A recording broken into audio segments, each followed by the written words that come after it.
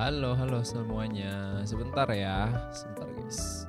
Wah ini sumpah seru banget. Gue baru bisa live guys, baru beres ngajar saya pagi ini. Sebentar ya.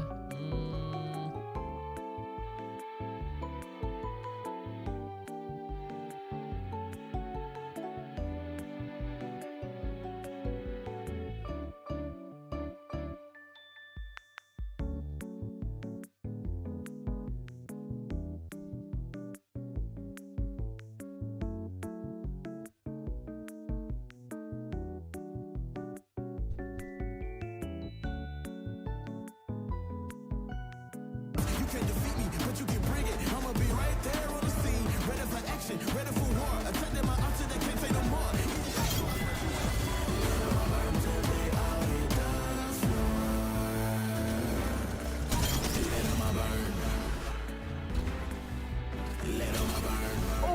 Oh, the trick Wah, shot. sumpah sih The trick tadi. shot. Oh my god, I'm clipping that. Everywhere that you go, I be on your heels, I want out of smoke. A manifest this to reality, this not a fantasy, so that you know. A piece to a piece, we are family, in on the real, this is not a hoax. You never approach, I went on the post with my killers and foes. Burning the flames, they calling you insane. You know the name.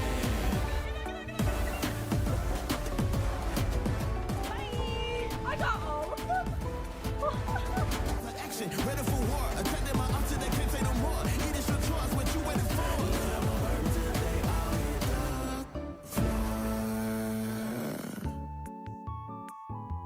The Apex Legends Global Series is a proud partner of the city of Sapporo, the capital of the North.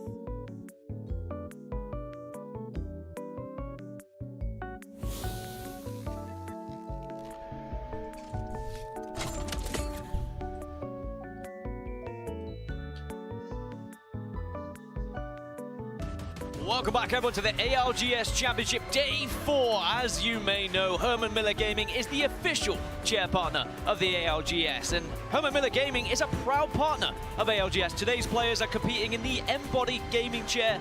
Find out which chair is best for you at hermanmiller.com/gaming. As well as that, our coaches are sitting on the Phantom gaming chair with 7 unique colorways. You can try one out at the free play area located on the concourse. And then look at that one. It is beautiful. That's the champion chair, the ones that the winners get, Mark. Yeah, it is indeed. It's also the kind of chair I was sat in yesterday when I absolutely destroyed one of my good friends on that main stage. Poor Graceful. Never mind, he'll live it down one day. Twitch drops. This is what you can get, of course, for watching the ALGS Championship today. If you watch for 30 minutes, you can claim that Hollow Spray. You are the champion, and you can use it every time that you play the game. And then, of course, tune in tomorrow. Why would you not tune in tomorrow? You got that gold Nessie gun charm ready to be picked up on Championship Sunday. Match point finals is tomorrow. One of the greatest things in all of esports. Certainly one of the most exciting. Oh, it's going to be insane, especially as the crowd continues somehow to get bigger every day. I didn't think there was extra seats, and then I look and they keep filling up. Any empty seat that is available just gets taken by someone else. Look at it! It's just a wealth of human beings in front of us here in Sapporo, Japan. Oh my God! It's good. Are you all right? No! No, okay. You take a second. Beautiful. Take it all in. Wow! Just found what I was talking to a few people the other day, and it's like the wonderful thing about the Apex Legends Global Series is, yeah, everyone has their favorites, right? Everyone who attends these events wants their team to win, but there is a unified appreciation of how good plays are from teams that maybe you're not the biggest fan of, and everybody gets behind them. And speaking of which, big plays, all of that kind of stuff, let's take a look at some highlights from game number 2 that we just saw in our winners bracket. Match number 2 certainly did disappoint as Team Liquid Alienware were the winners. I like the point you make as well. When a Kraber shot's hit, for example, you hear the boom of the Kraber shot, you hear a louder roar of the crowd just cheering the fact that someone ini actually hit recap one. yang game kedua Unlike guys. Dunk on the main stage yesterday when he missed. Coba 10 dah ya. When he missed about 10. That's crazy, though. Well, he's the only person that he still did better than me. I've got to try and get in somewhere. I think. We've got to stop picking fights with people that are either bigger than us or are trained in martial arts. This was a really good run, though, from TSM that they went on. Just a really clean wipe on Green Stego, excuse me. Unfortunately for them, they were thirded almost immediately by couple of teams around the corner. Team Falcons made a brave play and held off a push from Complexity, where they will be looking to have a conversation with the bamboo tree. I mean, I think that was a very unfortunate placing of the wall. Let's call a spade a spade. The fight probably would have been very different if they didn't get stuck there. But it really was the hot spot, that area. It was fight after fight after fight until we found ourselves in the final 3 versus 3. Liquid Alienware, they got aggressive. You saw that initial push, the damage was done, and then it was just a matter of cleaning up Jaguares and Kurev. And they did find that victory, and they send themselves up to second in the series standings. Yeah, really interesting final moments in that battle. Looked like Guild wanted to try and stick that res, but you saw how quickly the call was made. As soon as they saw the Newcastle stick that res, they were like, we have a 2v1, go, try and double up on this one. Gibby, and if we can take him out, then we should be able to do enough damage to clean up the final player. That's exactly how it turned out. This is your map rotation for a little bit later on. Of course, we've got matches 3 and 4 to get through before we change over to what you can see on your screen right now. 3 E-District towards the end of this series, and a little bit of World's Edge just sandwiched in between now, just to keep us all on off times. Yeah, I think the desk brought up a fantastic point as well. With World's Edge only being played second, it is going to harm some of the teams that really benefited from their performance on World's Edge. One of those being Team Falcons, which is interesting to say, because Team Falcons usually, you think of Storm Point, that's where they've always found their success. That's where they were finding their wins. That's in scrims where they were putting up insane numbers, but they currently find themselves in 9th. However, if they are able to go over to World's Edge in a good position, maybe that's where they're going to pick up their points here today. But it's Team Liquid Alienware who win. Lucam, they won that final 3v3 in quite an emphatic fashion. And it was an impressive game from them to be on that southern side after stealing away the Trident from Fnatic. Will we see Fnatic come back for vengeance? Because remember, they are dropping right next to each other, Lightning Rod and Zoo Station. Winners round 1 continues here in Sapporo, Japan. Match number 3 is live. We're staying here on Storm Point for one final little hurrah before we change things up a little bit. And Liquid Alienware, understandably, going to be the people that we're watching on their loot path right at the northern side of things at Zoo Station, which makes their rotation even more impressive to how they were able to win that previous game right down on the southern side of the map by barometer. I mean, as the bird flies, probably about as far away as you can get. Maybe, yeah, if you want to be pedantic about it, you could say that Cenote Cave is a little bit further, but you know, you're splitting hairs at that point. Definitely are splitting hairs, but zone-wise, at least we're going to be heading somewhere a little bit different. 2 very similar zones previously, but now we're going to be heading to Stormcatcher in the surrounding areas. Great news for Green Stego, and actually not bad news for the likes of Fnatic and Liquid Alien, where they definitely don't have to traverse as far this time. And also, I think with a zone like this, we are going to be able to see a lot of teams set up within Stormcatcher, and you can actually house quite a few teams there. But then there's going to be those who try and go for somewhere towards Command Center and the northern zips. They have the buildings around there as well. Yeah, the north side is going to be very, very busy, because if it does pull to the hillside, just to the north of Stormcatcher, that you can see the northern, I mean, the natural elevation difference that you have towards that end game is going to decide who wins the game, essentially. It's so difficult to fight your way uphill late. So the likes of Fnatic have got a really good opportunity for a good rotation here. You've got VP as well. Liquid Alienware could, you know, if they have a couple of good fights and take control of that northern side, also be in to have a very good game. Just looking at where the exact zone is, though, I wonder if a couple of teams will be tempted by the potential endgame that happens just to the kind of in the solo building, so to speak, right in the center of the zone where Green Stego found themselves there. Because sometimes we do see that. It's a little bit rarer, it feels like, but the way I'm looking at it, I'd be a little bit tempted by that. Sometimes it is just about taking a risk, and especially if you're one of those teams that hasn't had much luck so far in the first 2 games, and maybe your calls haven't been the best. Perhaps it's time to try something a little bit different as Cloud9 are moving in past Cascade Falls. Exoclan, by the way, on the Loba, the only Loba in the lobby, I believe. Can they make it count here? No excuse not to be looted. Only Loba on the lobby. I'm glad you said that, because that is a tongue twister. Oh my! Oh, dapat satu, jir. Swinny finds the opening, finds a Newcastle wall. And he's now desperately just firing round after round to try and get this finish, and it will be Exoclan thanks to Swinny and the Sheila. Get that first knock, and Ziki is going to have to now be revived. A lot of advantages to playing Loba ever since her changes, although interestingly not alongside Newcastle, despite the fact you get the upgrades with the bags. It's going to be alongside Gibraltar. It was something that was being tested within scrims. Loba? Do you play her with Newcastle? Do you play her with Gibraltar? Certainly is going to allow them to constantly be looted as well, with that black market being able to drop instantly off of spawn, but also regularly throughout the game. I mean, alongside the Nemesis and G7 with the accelerators, you have that black market pretty much every 20 seconds, it feels. You're certainly not going to be short of heals either. I mean, the unlimited amount of cells you can rip out of that thing now, especially in the support matter. I mean, usually you're going to have 2 of your composition on support, so you're going to be good to go when it comes to heals. Complexity. Good news for them and their fans around the world. No bamboo to be seen at the top of Stormcatcher. Yeah, it's one of those moments where I'm sure they would have been frustrated, but you just have to push on past it. Kayaknya kamera gue mending di kanan ya. If there's any team that can get over it very quickly, I think it'll be Complexity. Definitely. I mean, only match 2. There's still a lot of points to be gathered, and it's not like Complexity had an early pick in the POI draft as well. They were actually 18th, and they did go for Pylon. Hasn't been able to find them many points just yet, just a couple, in fact. That's me driving. Here's all going to find the first kill here onto Go Next Esports for Team Liquid, who look very, very confident in this lobby. Actually going to be 2 players who get taken down. Do you know what I find ironic is that Liquid Alienware, the team that really pioneered Rampart into this meta, not even playing it now, say, all right, what we're going to do is we're going to make everyone play Rampart, then we're going to find the counter. They're playing the long game. Yeah. They were trying to time it for champs. Hiaka does get away on the Trident for Go Next. Should be able to craft here at Zoo Station. Oh, Falcons. Oh, dikejar nggak tuh? It's a drive-by. It is a drive-by. Drive-by.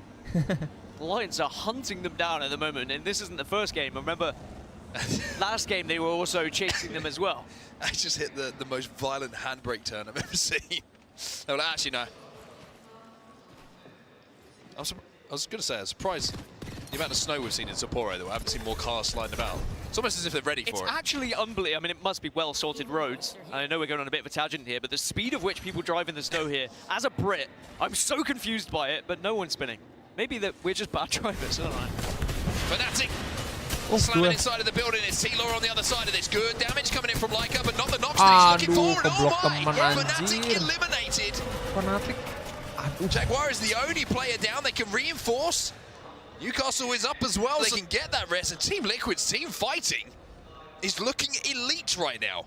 Fnatic again eliminated by Team Liquid. And they're probably just hoping that they don't run into them on their rotation at this point, and maybe they'll be happy to see the end of Storm Point. Fnatic go out in 14th position, only 6 points after the first 3 matches. And remember, Fnatic, the team that came into this second. Go next. Also, dropping over at Lightning Rod. Wah, kayaknya ketemu An nih. L-Rod Ketemu, drop in this ketemu. kind of zone. You're probably thinking, Hey, we're in the money mobil here. This is a really good spot for us to try and play, but Oh, Well, enggak, they itu had dia the nge-swipe. first pick in the POI draft Dukung siapa, on this Bang? map because Alliance took Skyhook West. Fnatic took Dukung Lightning yang Rod, and they have not been able dukung to yang menang aja. capitalize. Aurora, what's happening here? 1v1. Definitely not a 1v1. Aku dukung Zero. Oh, Siap. boy. Sang Yoon. Anjir, wah. Have you ever tried Wah. this one? Wah. Anjir. Oh, gua kira si Koiful aja yang digituin. Well, it was a Gila. 1v1, but that's mainly just because Aurora were separate, and it looks like they Wah, were ketemu kan. slightly overstepping their boundaries into Crazy Raccoon's area. Now, Team Falcons, they did take another few pop shots over towards Go Next, but they'll probably continue their rotation, and they're up at the wall, which is a very familiar position for Imperial Howell. He knows it very well. Gak respect, parah. Can't believe I just got a Parah Sabrina sih. Carpenter reference into a cast in front of Very good modern-day a lot of reference from people. you. Yeah, thank you. Kayak kelakuan terus aja lo, terus. Mana ada gue begitu.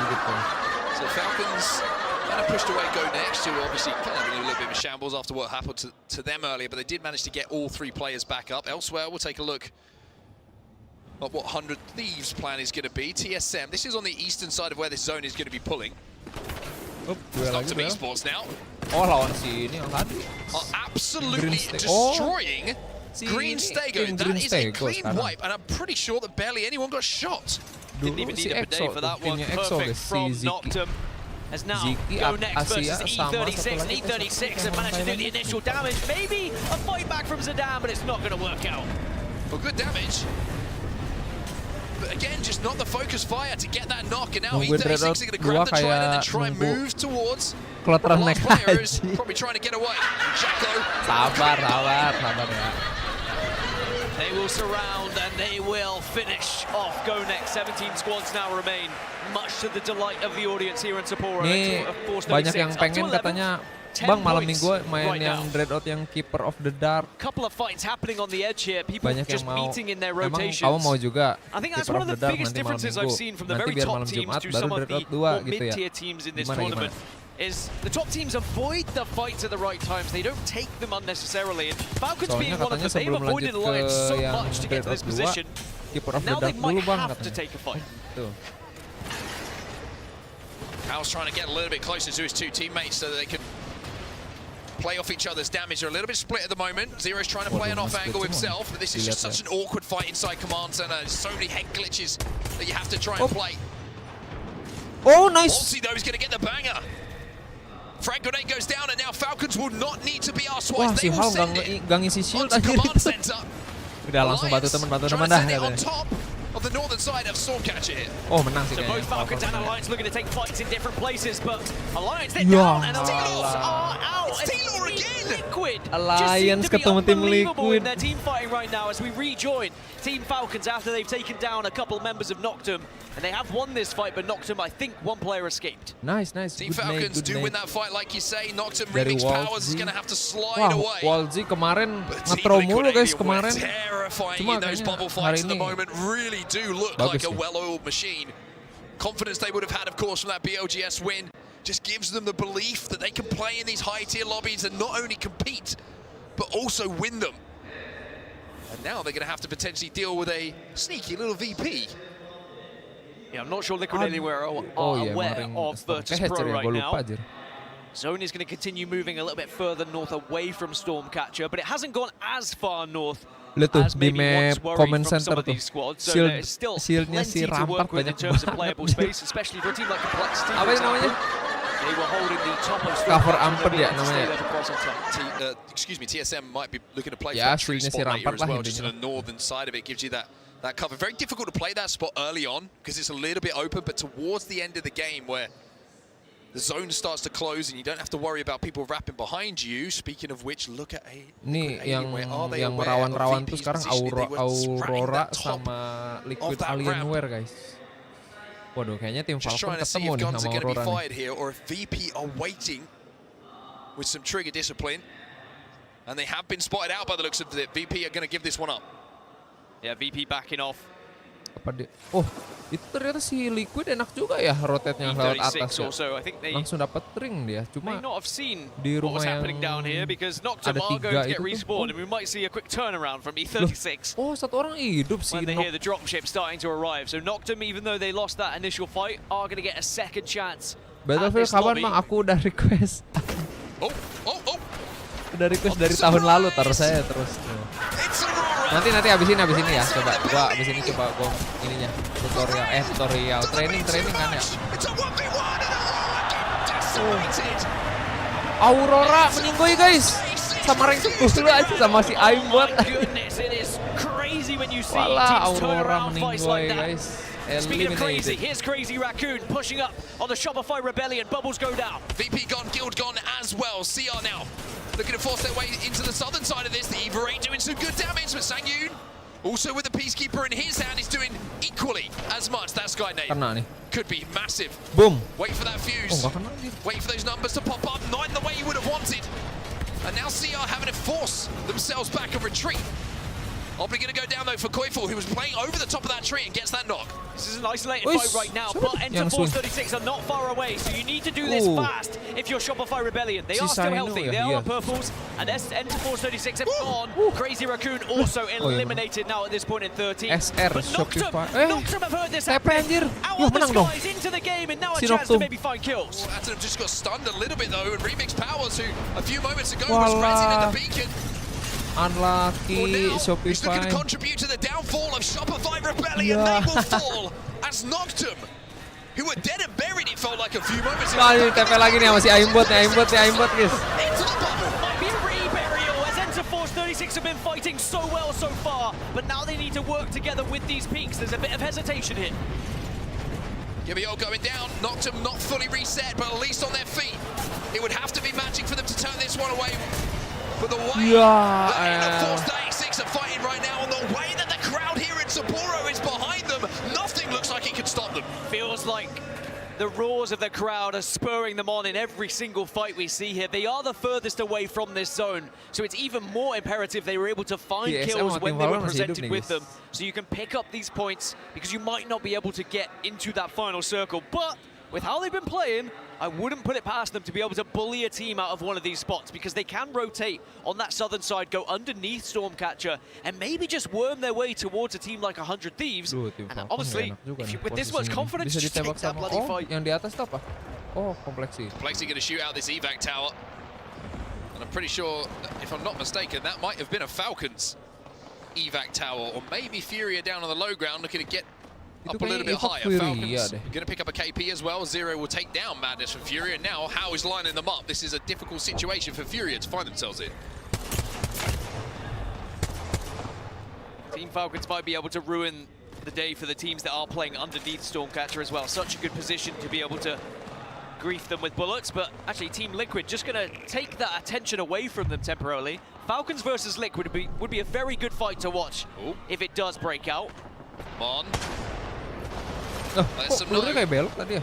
E36, you've got to be careful here, because Mon with the Kraber can certainly change the game. Now, yesterday looked a little bit nervous. The pressure may be on his shoulders in those qualification matches, but today, maybe that Kraber's going to feel a little bit more comfortable in his hands. E36 will find somewhere to play. Of course, E36 don't have a Trident to work with, can't make any fake space, but they can use the Newcastle wall. And sure, they're going to survive for now. They will have to move a little bit further south later on, but they might be a real problem for a team like Liquid Alienware here. And they're also having a look over towards Falcons. Tim Liquid tadi ada rampart nggak ya? Dah abang kerja lagi. Oh, oke, siap lah. Hari Sabtu anjing, weekend gawe loh, masuk loh. That wall is going to fall extremely quickly. Good news is Liquid Anywhere are the team in front of them. They don't have a rampart, but Tar of course abis ini gua beresin tutorial dulu ya. Beli pasnya ya, tar gua nyoba Battlefield. Just back away from that one. Recognizing they were probably going to be shot by both teams if they stayed there too long. Complexity still holding the top, but C9 might be jumping up on them soon. Istirahatnya lumayan lama guys, 15 menit atau 10 menit. Iya bang. Terus Halo. Alright, kita baru jatuh di Wisir guys. Dua guys. Siapa yang ngusir guys. Parah guys. How trying to win this one here for Falcons. Not quite connected, but now we are. Aduh. Si aimbot lagi yang menang. ALGS. My money on them with how they've been playing so far. Falcons eliminated. In the meanwhile, Complexity got taken down, or the majority did, by Cloud9. Only one remained from Complexity, and Enter Force 36 will reset here. No one's going to take them down unless the Arcstar doesn't do the damage. Okay, the bubble's going to come up. They're going to get back up to a full 3, baby. Back on your feet, soldier. Let's get back into this game. By the way, the amount of KP they have in this game, if they win this game, it could be a huge contributor to if they go through to those match point finals. 10 kills for Enter Force 36 right now. And if they could just keep getting further and further into this final circle, I mean, it would be an incredible hoki sumpah finish if tuh they find themselves there. C9 now drop, Exo taking damage, and the remainder of Complexity also gets eliminated. 7 squads remain. C9 have just timed that perfectly as well. Wah, ini Exo kayaknya with the team behind them, they've fallen. Complexity, a team above, they've gone as well. And now C9 have to climb, but they will be safe inside of that next zone with nobody behind them to worry about. Sorcerer just trying to do a little bit of scouting here, and E36, if they're not careful, they're not going to be aware of the wrap that might be coming from C9. 100 Thieves still alive in this, Liquid Alienware still alive as well, and TSM and GG, the other two teams in this lobby alongside Furia. Liquid Alienware just kind of posturing up at the Enak moment. banget nih angle sini nih, A little bit of damage. If they can get a knock, you know they're going to send it. But Enter Force 36, the story of this game, cast your mind back to Split 2 playoffs when they were the laughing stock, when they jumped down but now they are jumping on everyone and they're winning those fights. I would not want to be fighting this team right now with how they've been performing so far in this game. When a team is hot and E36 are hot, you don't want to give them any opportunity to peek. Worth noting as well, a Valkyrie composition they are running. Waduh. So they don't have that rampart available to them in this final circle. Neither do they have a catalyst. Bubble has to come down in defense mode. C9 are trying to push, but look at that A-bomb! Udah A-bomb push. gets the knock onto Naughty. Oh, dapat satu. And now they counter slam. Now they slide and surprise. Hoki sumpah si tim Aim buat anjir. Langsung ketiga dia guys seringnya. You do not want to go up against this team. 6 squads remain. Cloud9 Gak ada eliminated. yang ngetempel loh dia. And our kill leaders Astaga. in E36, but now the Dark Veil comes down. Fury are going to be holding the south side of this wall. A lot of conflict's going to happen in this building. Wah, ini si tim-timnya di bawah ya. Round on the western side if they Di want. SM enak Actually, banget. a really good opportunity to still win this game. 100%. They cleared the entire side of the zone. Now they can Ada completely di atas, control the space that they have earned. GG inside of this building. Will they have the time to watch this bubble disappear? Not before Team Alienware will disappear themselves and send it onto Fury now down in this low ground. Oh, Fury lawan was a great ini shot, tim but Liquid. surprise, surprise, who wants Walah, the tim Liquid. kills? Tuh si Enter Force tuh. They enter Cuma with gitu-gitu force, doang, and Cok. it feels like it's been 36 Nge-TP. times this game. Gak ada yang ganggu, anjir. They have the Newcastle wall, and now they will watch TSM, 100 Thieves, and Aim buat, GG aim buat. all scrap it out. And they should, in theory, be able to just wait and pick up these pieces. Q is going to protect them from the bombardment as well, but look at the space comparatively that E36 have. Wah, ini GG Gaming making a Gladiator good move, mau though, just to ngeras bubble nih. out and take a bit of space themselves, but they had to use that bubble first to do so. Wah, TSM anjir used lihat the tuh bubble last, guys, ada 4 but look guys. at the armor differentials in this endgame. TSM look weak. Tapi bubble yang duluan tadi TSM ya. Nah, TSM hilang bubble. TSM, Nggak bisa nih, nggak the bisa. armor TSM nggak bisa. disadvantage might have been too much. Ringnya udah Another nyusut. KP TSM ternyata. goes to E36. 100 Thieves has gone as well. And here comes Ini si Enter Force menang ya guys ya. Bener anjir Anjir, wah kill berapa itu? Anjir. Modal TP anjir.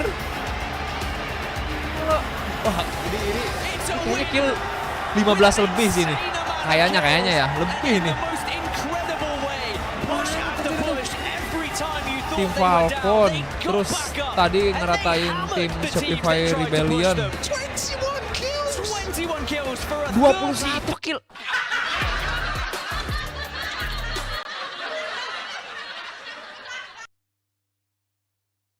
Ini kenapa? This exact round has been one of the most difficult lobbies of entire tournaments. E36 have just Langsung ke 1 ini dia kayaknya nih. Pasti sih. E36 just went Kill from 21 dapat 12 poin, berarti lu 33 poin anjir satu game. Gelo aja 33. Ini kayaknya paling banyak. Ini kayak paling banyak ya sepanjang sejarah ALGS ya.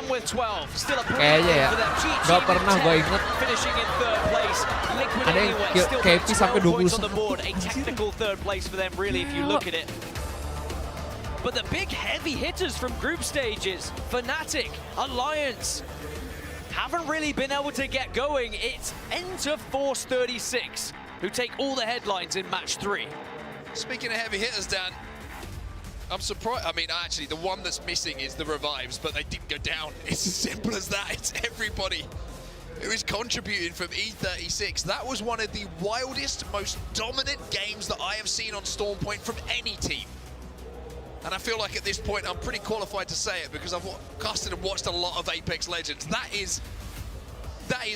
goes in the history books, that game. Simple as that. It's a standout performance from everyone on E36. Udah nih, timnya Enter Force udah naik mental nih Teams tried guys. everything.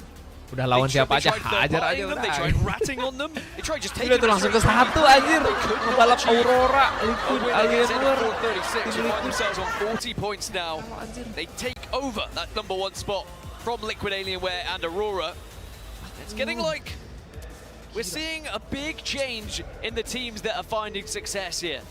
The only team that's really Hello, Bang. replicating their success from group stages right now is Aurora, but it's still been relatively quiet for Fnatic and Alliance. Looking down a little bit further as well. Team Falcon's an interesting one because they've been in every endgame, it felt like, but just not picking up KP, which is usually kind of their trademark when they get to those endgames. They're able to clear one side of the zone, win those fights, but not so far, but still a long way to go. Remember, we've got 5 games to go still in this series. A long way to decide who's going to be going through to those match point finals and who's going to have to fight their way through those elimination rounds a little bit later on. But I mean, I'm just kind of in awe, honestly, of what we just saw. That was, I mean, what do you say? Just watch it, enjoy it. And E36 fans who are here, I think they certainly did. Yeah, it's just one of those games that I think we'll look back on for years to come with the history of Apex Legends, because it could be one that makes the difference when we look at what happens going into Sunday as well. We never know what will end up for Enter Force 36. Does mean we are now moving to World's Edge, though, for maps 4 and 5. Great news for Alliance, who had #1 pick in the draft. They went for Skyhook West, so a chance for them to catch up the likes of Enter Force 36. Yeah, had a lot of good positive results as well, Alliance, from Skyhook West, so no surprise to see them maybe wanted to settle down a little bit. One difference, of course, Alliance, you're talking about differences of maybe what happened in the groups and what happened before, didn't get tried. This is the thing, it's a difference in POI that can make the difference. But I mean, I'm going to throw it to the desk now because I need to get, you know, you guys and girls input, because it was one of the most ridiculous games I think we've ever witnessed at LAN, and I'm sure you guys have got an incredible amount of input out. Just think, good time to do it, right, fellas? I mean, have a game like that, this is the moment, and obviously Interforce playing with the crowd going hype behind him. It's one of those moments you will never not remember if you are a part of the ALGS. Guys, great call as well. Onset and Gaskin bringing us back on the desk. We've got Jamerson, Jayhawk, and I'm joined by the analyst of Team Falcons, Privacy. Welcome back, my friend. We've done a few desk segments together, and I'm happy to say your voice is good for this one. He does so much talking all the time that we always have to tell him, just be ready for this moment. Honestly, what have you seen so far? Falcons 15 points sitting in. What's been your take after these 3 games, Privacy? My take on my team is like the kind of play we played. Not how they played. We should have been third beacon like every other team. Team like E36, they played it actually perfectly for this game. They played for a third beacon. They maximize their loot. They do it all the time by playing far from the edge and then Valk ults. We do kind of a similar, but without a Valk ult, with a trident, bubble on the trident. Yeah. E36 is one of the teams that them and CR is one of the best teams in a bubble fight that you can see it even here. It's actually surprisingly those type of teams, nobody knows about them. They are one of the best in a bubble fight. If you see in this game, they wiped Aurora, they wiped us, they wiped Liquid, they wiped TSM, they wiped all of these teams to win this game. I mean, for us was a little bit close. If we wanted, we'd have been maybe doing the same because that position was good. Yeah. They took this small spot because of the Valk ult. These are one of the 2 teams right now in the lobby that they are utilizing, playing Valk, and they are playing it really perfectly. Furia is the second team, but they are playing it really, I would say, in a little bit better than Furia, utilizing the Valk. Wow. Let's look at that big win we just talked about. Mark and Dan said it was one of the maybe biggest highlights, biggest wins, biggest moments of a single match they have seen in ALGS history. Certainly an amazing time to do it. Jayhawk, I mean, walking through, obviously, what Privacy is calling one of the best bubble fighting teams and their domination. This was a game that really set Interforce 36 up to get into match point finals. Yeah, and here's the thing. I don't think a lot of people really expect this out of them, but at the same time, when they get to LAN, they've consistently made finals, and at this LAN so far, they've been popping off. The thing that was the most impressive to me was the different types of fights that they were able to win. They got ratted on against Aurora. They won that one. Like Privacy said, they had a great fight against Falcons, and they just steamrolled from there. They absolutely decimated this lobby in a like that we have not seen at this event so far. I mean, going against Shopify Rebellion, going against Falcons, none of this stuff is easy. Going against Noctum, Privacy, Synap was a player that Graceful mentioned, thinking he might be one of the best anchors in the world. Do you agree with that? This is actually one of the opinions of everyone from APAC North. Nobody in EMEA or NA knows him well, but APAC North, all of them says that he's actually the best player individually that improved in the last year. Wow. Yes, he is doing really great. His numbers and stats individually are really great, and all the APAC North talks about him very highly. Synap on the map. Jamerson, this is a team performance that it's hard to not expect them to carry on with this momentum. It's now how is the lobby going to respond to a 33-point victory for Interforce? Yeah, again, I think the problem that happened throughout the group stages is that we had a lot of other teams that did end up highlighting. But when we look at the winners bracket once again, it is very even across the board. Only a 40-point split or somewhere around there between our first place team in Alliance all the way down to Green Stego. So this is an incredibly tight pack. And it was just the standout performances that basically outshone everyone else. But Interforce showed that they can stand with the big dogs. 21 kills in a lobby of this caliber is almost unheard of. I'm not lying, man. There's a lot of teams that feel active. Like this lobby feels like people came to play. I mean, even TSM, GG, I'm looking at Thieves. They seem live. Jayhawk, looking at the standings, man. Who's standing out? I feel like everyone is on A game. Well, that's the thing. I don't, like you just said, I don't know if anybody individually standing out. When you look at the placement points across all these teams, from E36 down to Falcons, so many teams have double-digit placement points already. Because so many different teams are getting into these end games. What is the success, the factor that determines success the most right now as we head towards our last one in Storm Point? Is it going to be how teams handle those E-District maps? Do you think it's going to be the two World's Edge maps when we're only playing 2 of those? What do you think is going to be the difference that this whole set swings on? It's going to be to E-Districts, because E-District depends on too much on a close quarters fights, and that needs a good team structure in the fightings. So many, not every team in the lobby here has a good team structure fights. I would say 10 to 12 teams are. They will stand out. They will just get those points on E-District. World's Edge, so many teams third pick World's Edge because it was a two games map. So when the POI draft happened, everyone just third picked it, except for Alliance and TSM. I think they didn't know even that it was a two games. Lack of information in that moment. Yeah. A lot is happening. In fact, that POI draft can sometimes set you up for success. You want to join us for the one happening today? Yes. Okay, all right, we'll have Privacy back for that one as well. One of the most impressive things is this region, this passion, the pride that we're playing in APAC North. What would it mean for a team from this region to raise a championship trophy in Japan? From Los Angeles to Mannheim, final destination Sapporo. We are ready to begin where many players around the world have coveted to even join. This place, this moment, 40 teams, 3 players each at the championships for year 4. The bet goes down, Alliance will fall. We win this game! Go, go, go, go, go! Optic will fall! He hits the exit! You got that! You got it! It's exit! It's exit! With the hostile takeover! TSM! It's a massive moment for Apex! It's a huge moment for APAC North! 그때는 사실 처음 이겨보는 거라 사실 거의 실감이 안 나가지고 지금 기억도 잘 안 나는데, 그래서 이번 4프로에서 한 번 더 들어가지고 그 느낌을 다시 느껴보고 싶습니다. Main gak sih bang? 이기고 그런 것들은 이제 되게 좋아할 일이고 이제 그거는 맞는데요. 제가 에이펙스를 그래도 대회를 여러 번 했잖아요, 몇 년 동안. 그때마다 항상 그 건파이트가 약하다, 매크로가 별로다, 판단이 별로다. 항상 그게 뭔가 마음속에서 뭔가 증명해야겠다, 약간 이런 마음이 좀 있었던 것 같아요. 그래서 이제 약간 이겼을 때 약간 보여줬잖아, 그러니까 이런 느낌. Kenapa tadi? e스포츠の歴史的にも多分ほんの数回しかないこの世界大会開催っていうところで見ると開催された世界大会は自分にとってとても特別なものです。同じ国賞頑張ってるっていうのを見せれたらなと思います。Gak ada sih. やっぱ自分の強さを証明するために勝ちます。 banyakin 死ぬ気で terus lagi dulu.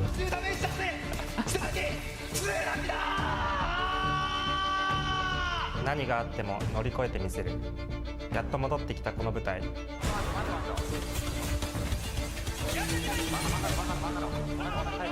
チャンピオンになる気持ちを味わってみたい。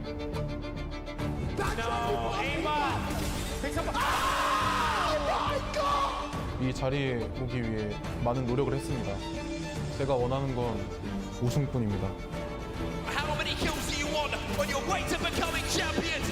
And with 2 EMEA powerhouses in front of them, it's APAC North again who stand up. 멋진 모습을 보여드리도록 하겠습니다. 무조건 이기고 싶습니다. 1, 2, and it's going to be another huge win for Fnatic!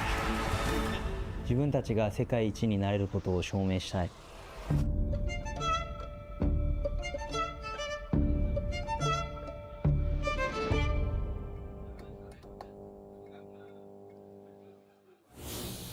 Fate is indeed calling, and I mean, you're looking at that little feature there. It shows how much it means to APAC North. It shows how much it means to have this event here in Sapporo in Japan, and all the teams know it as well. All APAC North teams and players, they want to make this an event that is remembered as having an APAC North winner. It's just, it lines up beautifully. It's such a big moment for everyone. Well, it was certainly a memorable match 3 on Stormpoint from Enter Force 36 that gave something to scream and shout about in this audience here in Sapporo, Japan. But now we move over to World's Edge for match 4. It looks like a graphics mistake. 21. Right, you know what I mean? It's like, is that meant to be 12? Ini turnamen, Pak, beda. Talk us through the POI drive. Bedanya kan dia masuk turnamen, kalau Jacksonnya dia rendah hati. Didn't get Trident, didn't get what they wanted essentially on Stormpoint, but here they have Skyhook West, where they have performed so well historically. Yeah, Alliance picked first. We didn't have another pick on World's Edge until pick number 11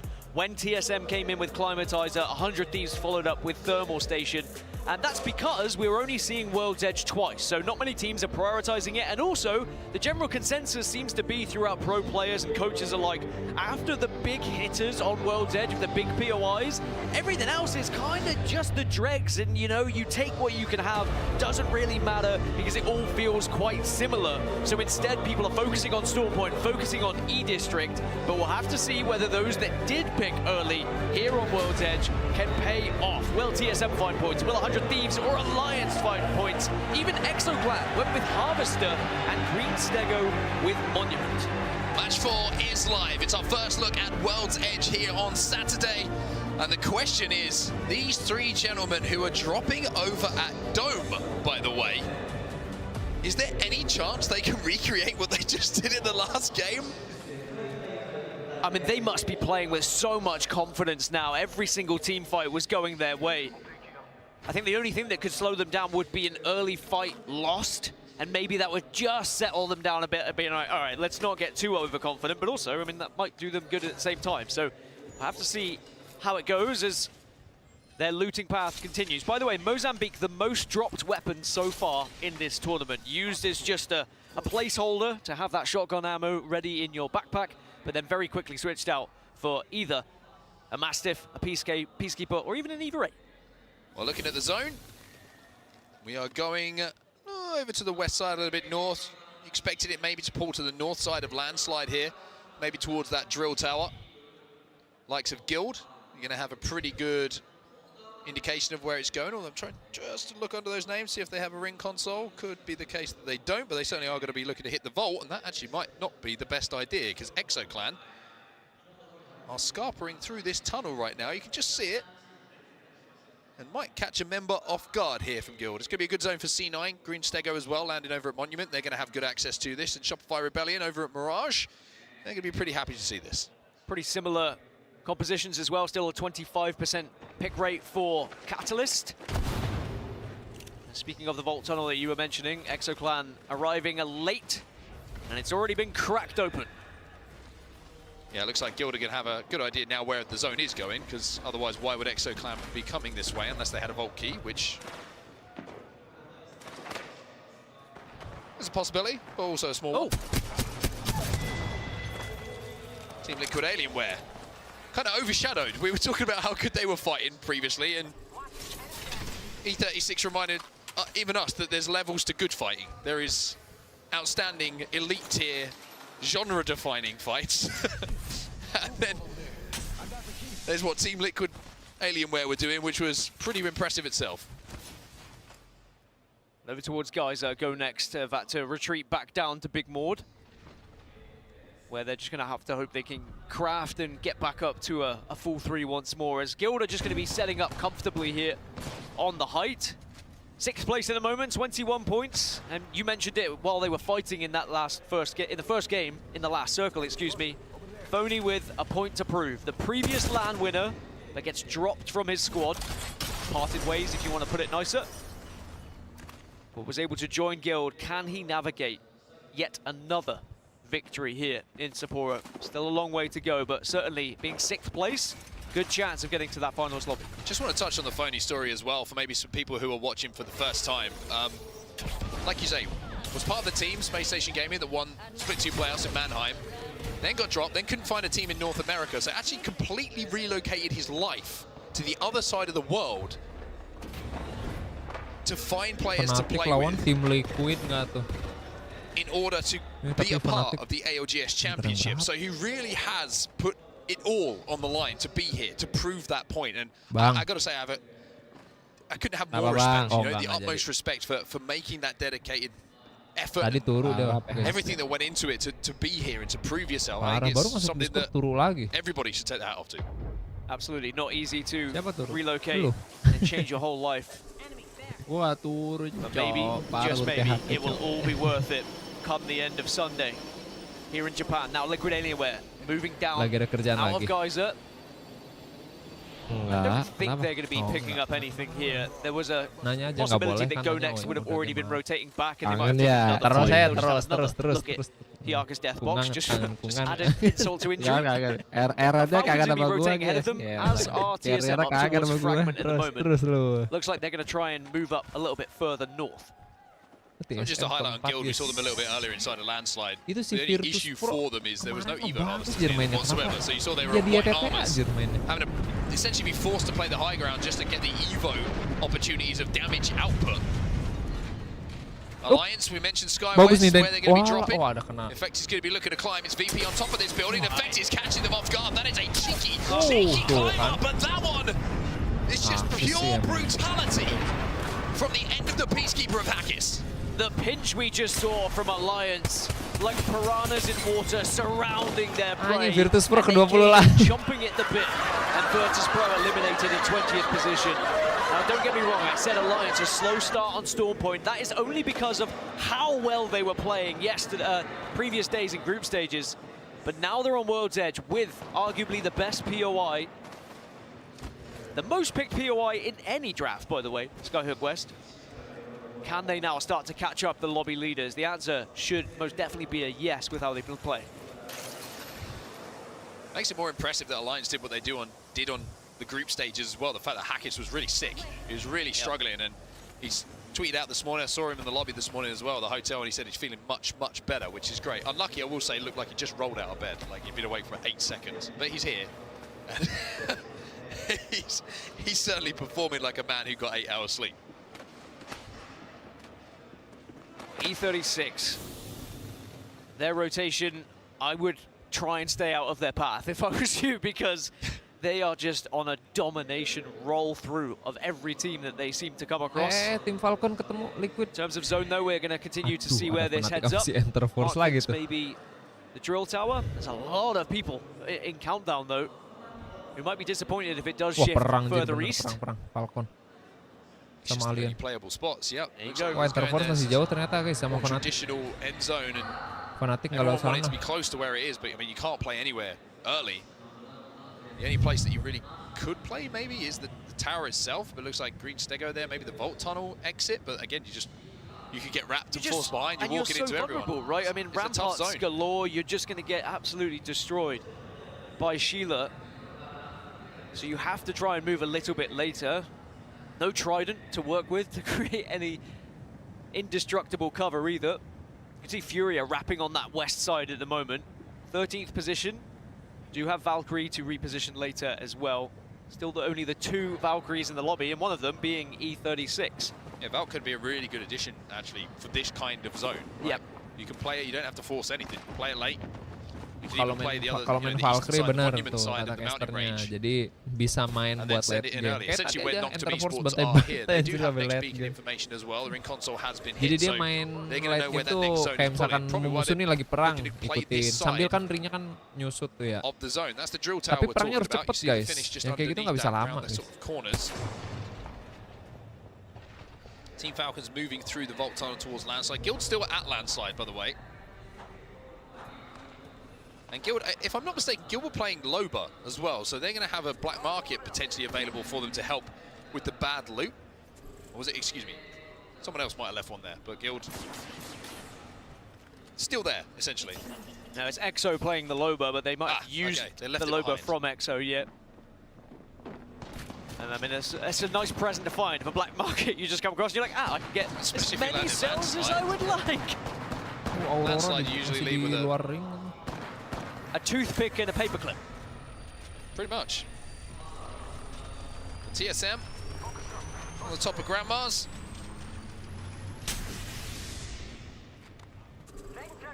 Just watching their backs for the wrap from Skyhook at the moment. One team who's still in Skyhook is going to be Aurora. They're making themselves nice and cozy with the zone, as they're more than frequently used to doing. It's going to be an evac tower from Go Next, though, from inside of Monument side. A fragment all the way maybe towards the train tunnel, where Falcons and Guild are waiting on the other side in Landslide. Ntar gue pindahin ke speaker deh. Berat. A lot of teams staying far away from each other at the moment. As I say that, Liquid Anywhere, of course. Who else would be trying to take a fight? It's Noctum that are on the other side of this. On their rotation through. I think Noctum were able to and we'll just go through that choke. But after the next zone is when teams are going to start to be forced together a little bit more. A lot of playable space right now, but it very quickly disappears. Footholds goes Burr. Iya bang, iya benar. Tapi gimana sih, lebih enak di carry kan abangnya? Oh iyalah pastilah. Gua ya makanya nanti main aku duduk aja guys.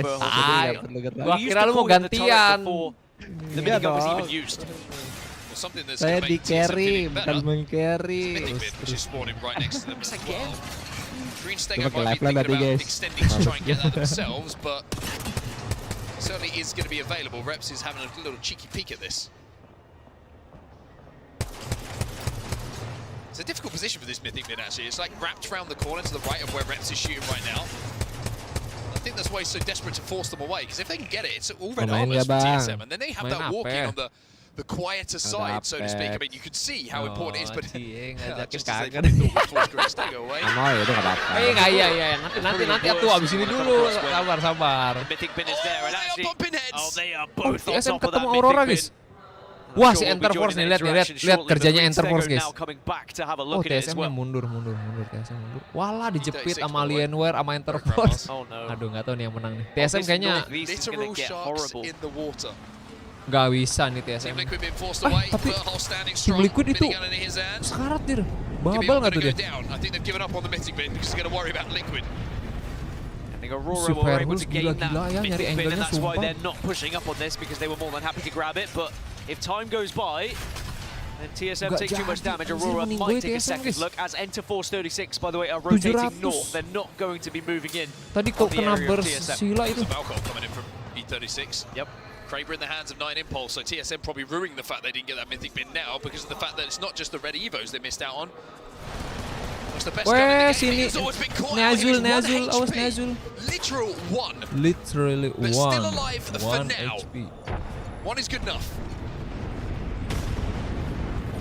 TSM starting to get a little bit aggressive here, maybe starting to worry that Aurora will be breathing down their necks if they do not do that. As the Dark Veil comes down and Liquid have taken a lot of damage. TSM really want to send this. So they have to send Di this. bawah lu, 5 seconds left on this zone. Reps locks on, hits strongly with the Mastiff. TSM certainly in control of this fight. It's a 2v1, but Jaguaris is up on the hole. 1v1 gak tuh? Makes it a 1v1, but there is Reps. Liquidating where will be eliminated. TSM not going to be able to reset comfortably, because here come Aurora. Bubble goes down though. The bubble is massive. It should buy enough time for at least a couple of cells to be popped. Pop the Mirage ult and start to give them the wiggles. See if you can get some bamboozles on the go. Oh, tapi ulti. Aurora, the only team playing Mirage, has 9 Impulse now. Will back off to join the rest of the squad. Kalau TSM menang sumpah jago sih. Nah, kan susah. Dia udah nggak ada bubble guys. The pieces left over from that previous fight. Pakai mirek anjing baru ngeh gua si Impulse. Aurora haven't been able to find as much points from World's Edge as the other maps, but if they can actually comfortably reset here and find a position with the Newcastle wall, they might be in a really good spot for this endgame, and they have that Kraber to work with, but at the moment, it is just a matter of trying to survive. Survive they do, and even though Kajak was taking down that little rock that they were playing... Oh! Headshot nggak tuh 210. subscriber. Who's next? Remix Powers. Gue demen tuh kalau casternya udah. Facial features remixed. Oh, it's one kena lagi guys. Gue makanya kalau kena sniper tuh kadang-kadang he forces them back. He forces them to not be able to do any damage to his team, and they can reposition and find somewhere to go. Kenapa jago? Gue tuh seru gitu guys kalau sniper kena tuh. Oh gitu. In this lobby of Aurora, Padahal gue bukan caster caster, with a gue pengen This spot is so good towards the end game as well. It's one of the places outside of the huge tower that, by the way, E36 are on top of now. The drill tower probably Valcoed onto that. We didn't quite catch that one. But Aurora looking outwards are going to be able to pick up so many kills. I mean, you look at what they've got. Red armors, they've got the Kraber, Gold, Eva, literally fully kitted. Aurora could be on for some KP and big point game. Well, Fnatic have not been able to get going so far here in the winners bracket, but maybe this could be the game that changes. Let's jump into a listen it and check out Fnatic. Nemesis. Nah, Nemesis ini sebenarnya gini guys. Metanya kan sekarang karena G7 ya. Kalau di turnamen jadi musuhnya jauh juga gitu. Buat close range itu lu susah aja fight-nya. Oh iya bang. Iya bang. 待って考えろ別に考えろこっちは奥側見えない入ってるここ入ってるここ入ってるよここ入ってるよここ入ってるよここ入ってるよドーム使ってもいいよドーム使ってもいいよ絶対ドーム使う絶対ドーム使う分かってる大丈夫来てない詰めてきてない大丈夫 katanya juga. Aduh di push anjir. Kagak Daijobu guys, tidak baik-baik saja guys. Fnatic sumpah gak hoki.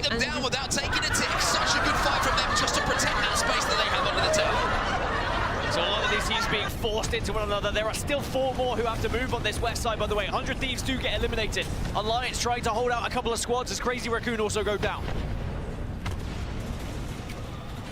Catwall down as well. C9 trying to buy some time, buy some space.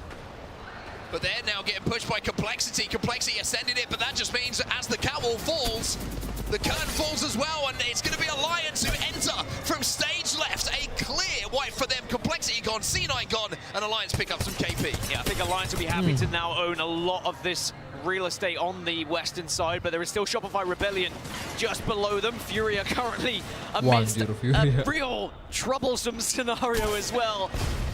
Go Next do get eliminated. Shopify Rebellion survive. Alliance though, as well, if I wasn't mistaken. Unlucky, good damage again with that Mastiff. Trying to play around the bubble. Effect's going to get that first knock on the coin. And Alliance should be able to clean this up comfortably, but Shopify Rebellion, you never really know. It's now GS, Green Stego. They were forced away from that position and they have wrapped round on this northern side. Maju sendiri tuh si Dexter itu. Big slam, but there's the counter slam, and now Dexter is forced back. And even though Alliance are weak, they're still on their feet.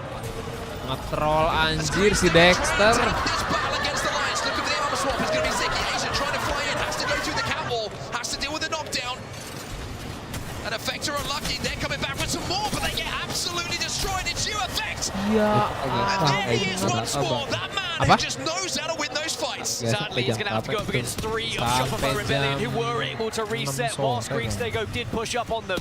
But now, Shopify Rebellion also looking towards GG. Koifor has been insane so far this tournament. He was the kill leader coming into today's action as Alliance get eliminated. Shopify Rebellion been in some great spots so far in these games we've had, but just not been able to close out those big moments. Well, speaking of big moments, here's Big Red in the hands of 9 Impulse. 4 shots left, and you don't want to stand still with Fury as Falcons will be eliminated. Falcons make it late again, but again, they don't find themselves in that final zone with very little kills to work with. Shopify Rebellion now fighting tooth and nail to stay alive. Koifor does get back up, but now it's all down to empty. Gaming Gladiator's gone as well. Aurora on the low ground. E36, by the way, looking to go back-to-back in a little bit of a different style to what we saw in that last game. This time it's been about the spot they found, holding it for the long game and looking to execute late. 5 squads now remain in this lobby, and you can see them all on your screen. And now a final circle like this, for a team like ExoClan, for example, this is where you need to be picking up points. This could be your opportunity to find a chance to be in that grand final. Enak dia guys di high ground guys. If you allow opportunities like this to slip through your fingers, you have to ask, will you get another chance at it? As Aurora just slowly moving on the southeast. And I love this final circle. We've had so many historic moments happen here throughout ALGS. You think back to what Hardeki was able to do in a similar area as well. Well, Hardeki used to be a member of this Aurora squad. Maybe they can start to do what he did once. A little bit of a bamboozle. Something to point out as well, that 9 Impulse dropped those, or used maybe, the last couple of bullets from that Kraber. Swapped it out, he's now running double shotgun. He's got an Eva and he's got a Peacekeeper. 2 Valkyries in the lobby, 2 Valkyries in the final circle. Definitely worth noting here, and something that I'm sure the rest of the lobby is going to be keeping an eye on as we progress through this tournament with composition changes and what benefits you on certain maps. E36 are going to be at the very tippy top. Noctum just below them, and everyone else is skirting these rocks, using anything they can find for coverage here so that they don't get shot by E36. I mean, E36 in a great position, but winning the game from the top of the tower sometimes can be a little bit difficult because you have to drop at some point. And we always talk about it, if you drop from height, you're going to be stunned. You're not gun up to fight almost immediately. Other option. Ini si Aurora mau mirek lagi, feeling gue mirek yang menang nih guys. Tapi just gives you that extra little bit of time if you need it for everyone else to start looking at each other. Iya sih, kemarin juga teman gue nih yang lagi di Discord bilang di atas tuh lebih enak. Land, according to Aurora, so far this tournament. Could we be witnessing another? Oh, 9 Impulse is going to try and give E36 a few cooking lessons here. He throws a couple of thermites. He's got a third one in the back pocket as well, and he's certainly going to be singeing at the hairs, maybe not quite burning at the flesh. Aurora now going to try and climb up. Oh, I love that this. Second floor is so smart. Situ naik bisa kah itu? E36 can't do anything about this. And neither can the teams below for now. Anjir, Aurora beneran anjir. So much damage by holding this position as well. Gila Aurora It's going to force some of those low ground players to take a battle against one another. No one wants to take the first fight right now. Udah pada ulti gibi nih, 2 tim yang ulti gibi. The zone pulls closest to EXO. ya? Everyone else might have to move first. Aurora second place in the overalls at the moment. Already won a game. A little bit earlier on store point as Furia now will be one of the first teams who are forced to engage. E36 now have to drop. And with the way they were fighting the previous game, it wouldn't surprise you if they managed to clutch it out. But here, wow, up in the skies, you can hear the Creed lyrics as Aimbot says, I can take you higher. Drops into the final circle. Aurora anjir yang menang kan. Mirek. Second win in our winners bracket. Aurora take 2 2 kali champion Aurora. It's another land victory for Mirage. It's another win for Aurora, as they get 1 foot in the door to this grand final here at the ALGS Championship, as they push themselves back up to that #1 spot. They are on 56 points now, which I have to imagine, Onset, with how these points have been sponged up by teams right now, should be enough to get them in the grand final already. What an interesting final circle it was, trying to navigate your way around the drill tower, but Aurora played it perfectly, able to get on that second floor, avoid the commotion down low, and then joining just at the right time. Incredible stuff from Aurora, seriously. I mean, the first couple of games we've seen from them, well, this first couple of wins that we've seen from them today, everyone has been expertly navigated. And it's a couple of moments you always look back on, right? The fact that they cleared out the eastern side of that zone, where TSM were, where Team Liquid Alienware were, and I think the timing that they got on that Mythic bin as well to give them those red armors, really important, because the Kraber that also popped up out the back of that kept them alive. The shots, remember, that 9 Impulse hit as they were trying to rotate in from that little ridge line is what kept them alive and managed to let them reset for that end game. Really, really well done from Aurora. 12 points from the placements, 10 kills is going to give them the 10 points and 22 points in the bag. And like you say, they got 1 foot in the finals. Well, End Up Force 36 also may have 1 foot in the finals as well. A second place finish, no kills, but 9 points on the board, job done. They utilize Valkyrie's Skyward Dive, they get on top of the drill tower, and then also use Valkyrie in that final circle just to stay out of all the madness and play for second place. Whilst, yes, okay, you're not going to get the plaudits of a first place and have the big game, but they've done that already. Yeah. You don't need another one. They say, Aurora, you can have another one. We'll just take second for now. It's always felt decent of them. They were like, do you know what? We got a lot of kills in the last game. You guys have a go at it. We don't need any more kills. You can play the game. Aurora, top of the series. As you can see in our series results, in winners round 1, 56 points for them already inside 4 games as we hit the halfway point. Enter Force 36, like you mentioned, just behind them on 49, but I always have to look who's holding down 10th spot. And what is the chasing pack behind that? Because the top 10 are the ones that qualify for the match point finals. EXO Clan at the moment just about holding on. level on points with Gaming Gladiators. And whilst it doesn't always work out this way, but when you're halfway through, you look at how many points have been accumulated at the halfway spot. It was 20, so that would give you an initial number of maybe 40 being the cutoff. Of course, it doesn't always work like that, but that is an easy way to try and give yourself an idea of where it may be. Some of the bigger teams are down in that bottom 10 though, so it is a little bit worrying already. This is when the nerve starts kicking. Yeah, it certainly has been an incredible first 4 games. It's been really interesting to see some of the end zones that we've had to experience as well. Some of them a little bit built up, but quite a lot of open ones, to be honest with you. And I think there's a lot to take away from those first 4 games. Of course, we've still got some stuff to go. We've still got some matches to come. 4 of them as we hit the halfway point. Don't go anywhere. We've got 4 more matches coming your way in just a few moments.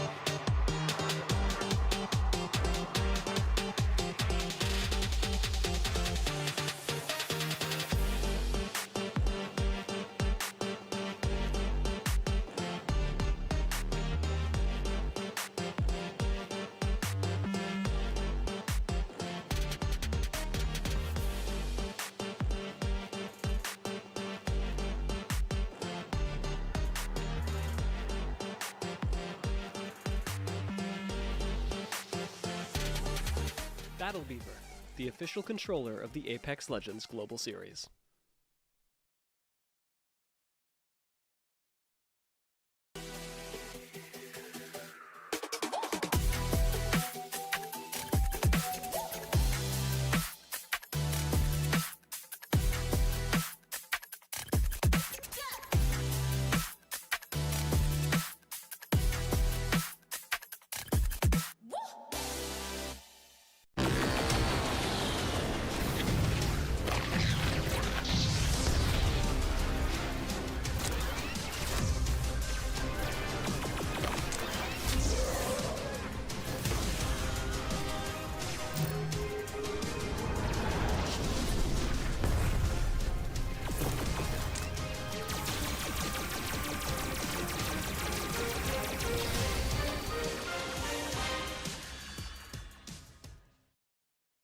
Herman Miller, the official chair of the Apex Legends Global Series.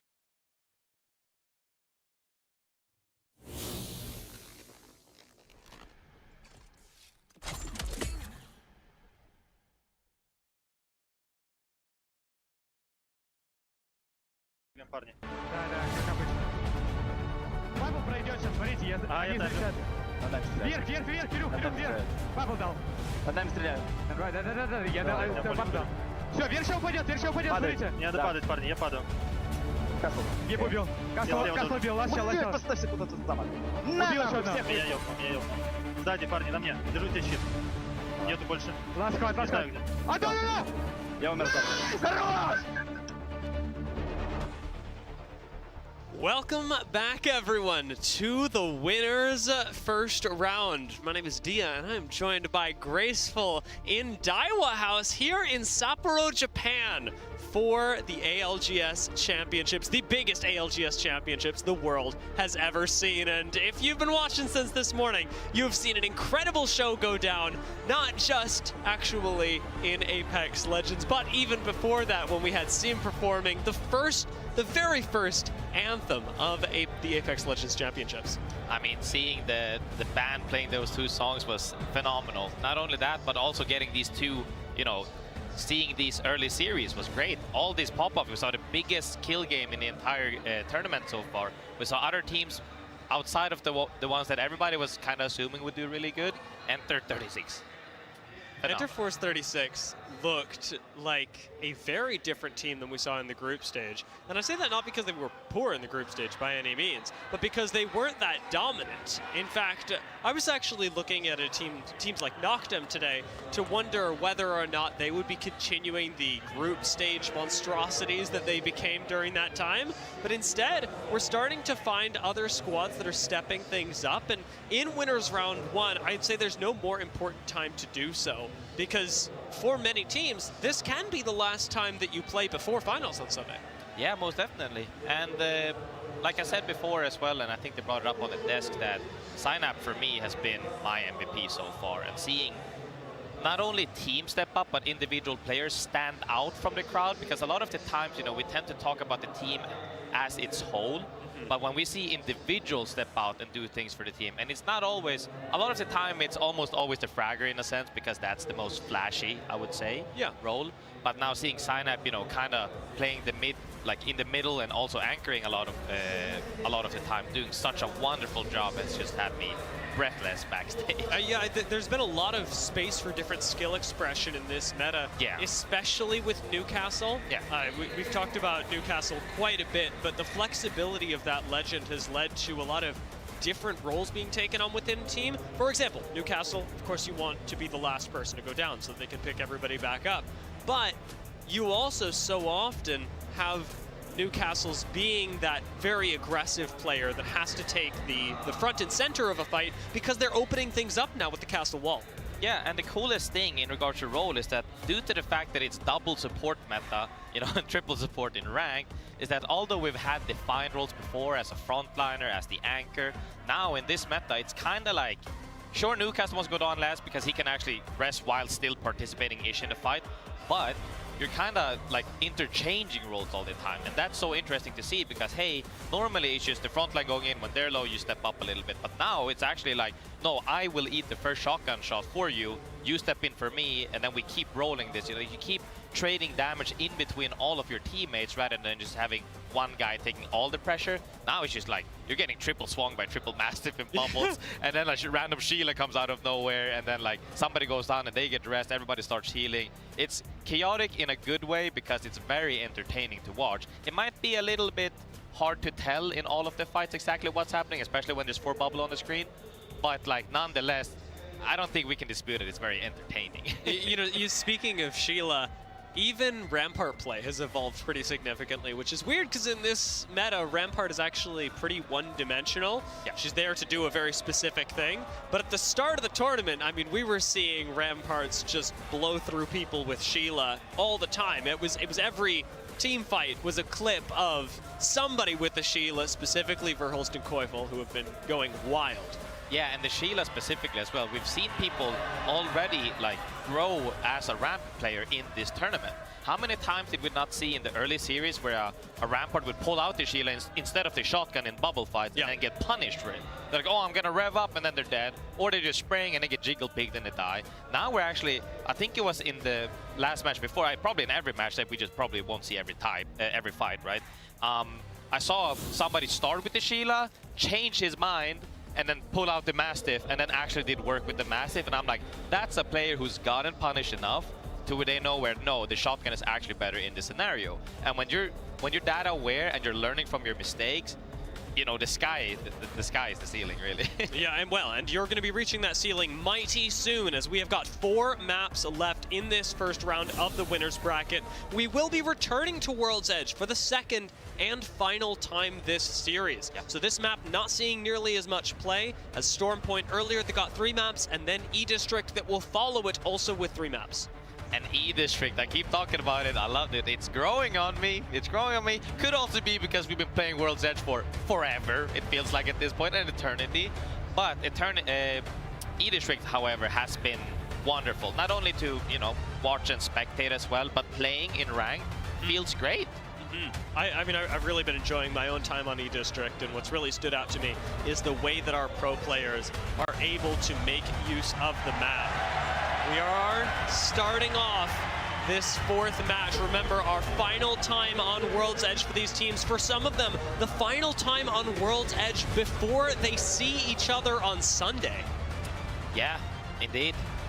I think that we're gonna see a couple of teams bounce up and down due to the fact that, you know, sure, the last game was kind of a tight match overall across the board with points. It's kind of even actually in this series, but I think now that we're getting to this point in the tournament, it's the same thing I said yesterday. Once you hit that close to the 6 games match, everybody gets tensed up, everybody gets stressed. You start throwing Hail Marys for something to stick. And even yesterday, we saw tiebreakers We saw teams like Team Burger just made it into top 10.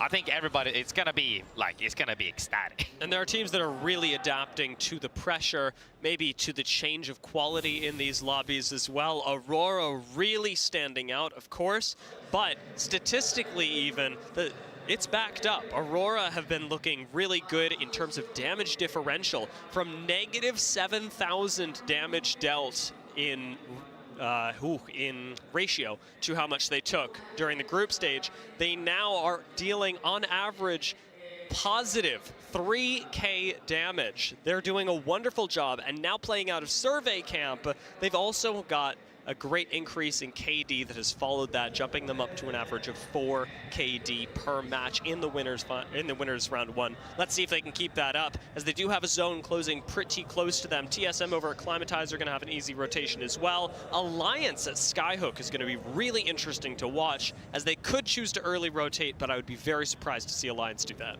Alliance and Aurora right next to each other once again. It happened in the series as well, where both of them were actually in the top 5 almost all the time. Go next here. This rotate is one of my least favorite on this map, because you always fight teams on these chokes. You know, the choke has slopes on 2 ways, so you can't really tell if somebody's trailing you behind you, and then you don't know if somebody's in the opposite choke right next to you, which they could just 3-pit a fight if you do end up, you know, going for a fight. And it's just something you have to be aware of. It seems like both teams are aware that they're saying, hey, if we fought immediately, things might have been different. This one is taking too long. If we stay here, we're bound to get hit by somebody who's doing their macro right now. They both disengage, and awareness, I like that. And Liquid Alienware specifically are a very dangerous team to be running up against in this winners round 1. They've adapted in such a way that their mid-game rotations, or early game rotations I should say, have become so much more deadly than they were during the group stage. We used to see this squad sort of playing with everybody else, pretty quiet, pretty small, mid-early games until the late game, where they'd eventually either do or die. And at this point, they're actually playing the mid-game in very aggressive ways, where they are often finding kills, I think most notably on Fnatic during the first couple of games. Yeah, Fnatic was definitely struggling the first couple of games, but, you know, they can always make it back. A lot of the teams that, you know, we tend to look at always has that X factor to them. They could at any point just awaken and steamroll, and I mean, we saw it with several teams yesterday, even LG. We saw Falcons had a little bit of a slow start, and then all of a sudden, boom, they became super consistent, like we all know they can and should be. And that's kind of the thing at this. Everybody's adapting to the pace of the lobby. You know, they're adapting to, you know, how is everybody's macro doing? How are people fighting? And I think that they're kind of used, like we said before, different stages of the game. And it looks like, to me, Aurora is more than confident in this level. You know, at this stage of the tournament, they're like, this is exactly how we know it plays out. This is why we're winning. This is why we're killing so much. And E36 as well, specifically. Their 3Ping and team fighting and bubble fighting so far has been crazy good. Yeah, I mean, timing is everything for especially the kind of play that E36 have been giving us. We do have a short match pause so far, so we will be waiting to get that resolved so that our players can continue in their second World's Edge game of the day. It does look like we're going a little further north. We were looking at the zone earlier, Graceful, and this one will be bringing us, as we said, over near where Aurora were at survey camp, maybe a little bit further south over into that epicenter monument area. But we've got plenty of teams that are going to be around the south end of the map as well. Game and Gladiators and Enterforce 36 both sitting around the dome. Yeah, I mean, for me, these zones are kind of scary, because this is one of the most typical, even if you don't have a lot of edge teams playing in this lobby and this match specifically, a lot of people tend to take edge teams' tendencies. And one of them that I'm thinking about specifically is that since this is collapsed around the northern platform, where a lot of people call grandmas, I like to call those houses with the wrench mechanic, teams tend to rotate through Skyhook up the choke really late, even when the zone is closed, like in 2 zones closing even, like circle 3 closing, circle 4 closing even, you can still medkit that. And the scariest part is that you are never sure when your side is clear. One of the coolest thing here, though, is that I saw that Aurora is actually rolling with Mirage, you know, enabling you to get everything, all the perks. Is crazy with, you know, with his newest perk added to him. And that could be very beneficial. Alliance, like always, we saw from Skyhook playing very slow, very calm. Will be late, but will even they be ready for the next team? That will, I will assume we'll see at least 2 more teams rotating through Skyhook, and the collapse that normally happens on the, you know, on the west side of the map or even on the southern side of the map, this will actually focus more towards the north, I believe. Yeah, I'd imagine so. And I want to touch on the Mirage pick for Aurora specifically as it relates to their playstyle. I mean, this is a team that we typically see trying to get triple reds as fast as possible and then go and farm other teams. And especially when you've got Mirage and the ability to make use of all class passives, you also have so many more avenues through which to get Evo. Yeah, and this is one of the biggest things that I love and I hate. So for me, I feel that, you know, when you build Evo, it should be some type of risk and reward. Back in the day, we used to have higher requirements to Evo upgrade, and the only real avenue to get Evo was damage. Now, you know, we have several avenues, like you're saying. We have beacons, we have ring consoles, we have a brick in the crate that might come down, we have from resting, we have from, you know, there's so many different ways you can get level up on your Evos.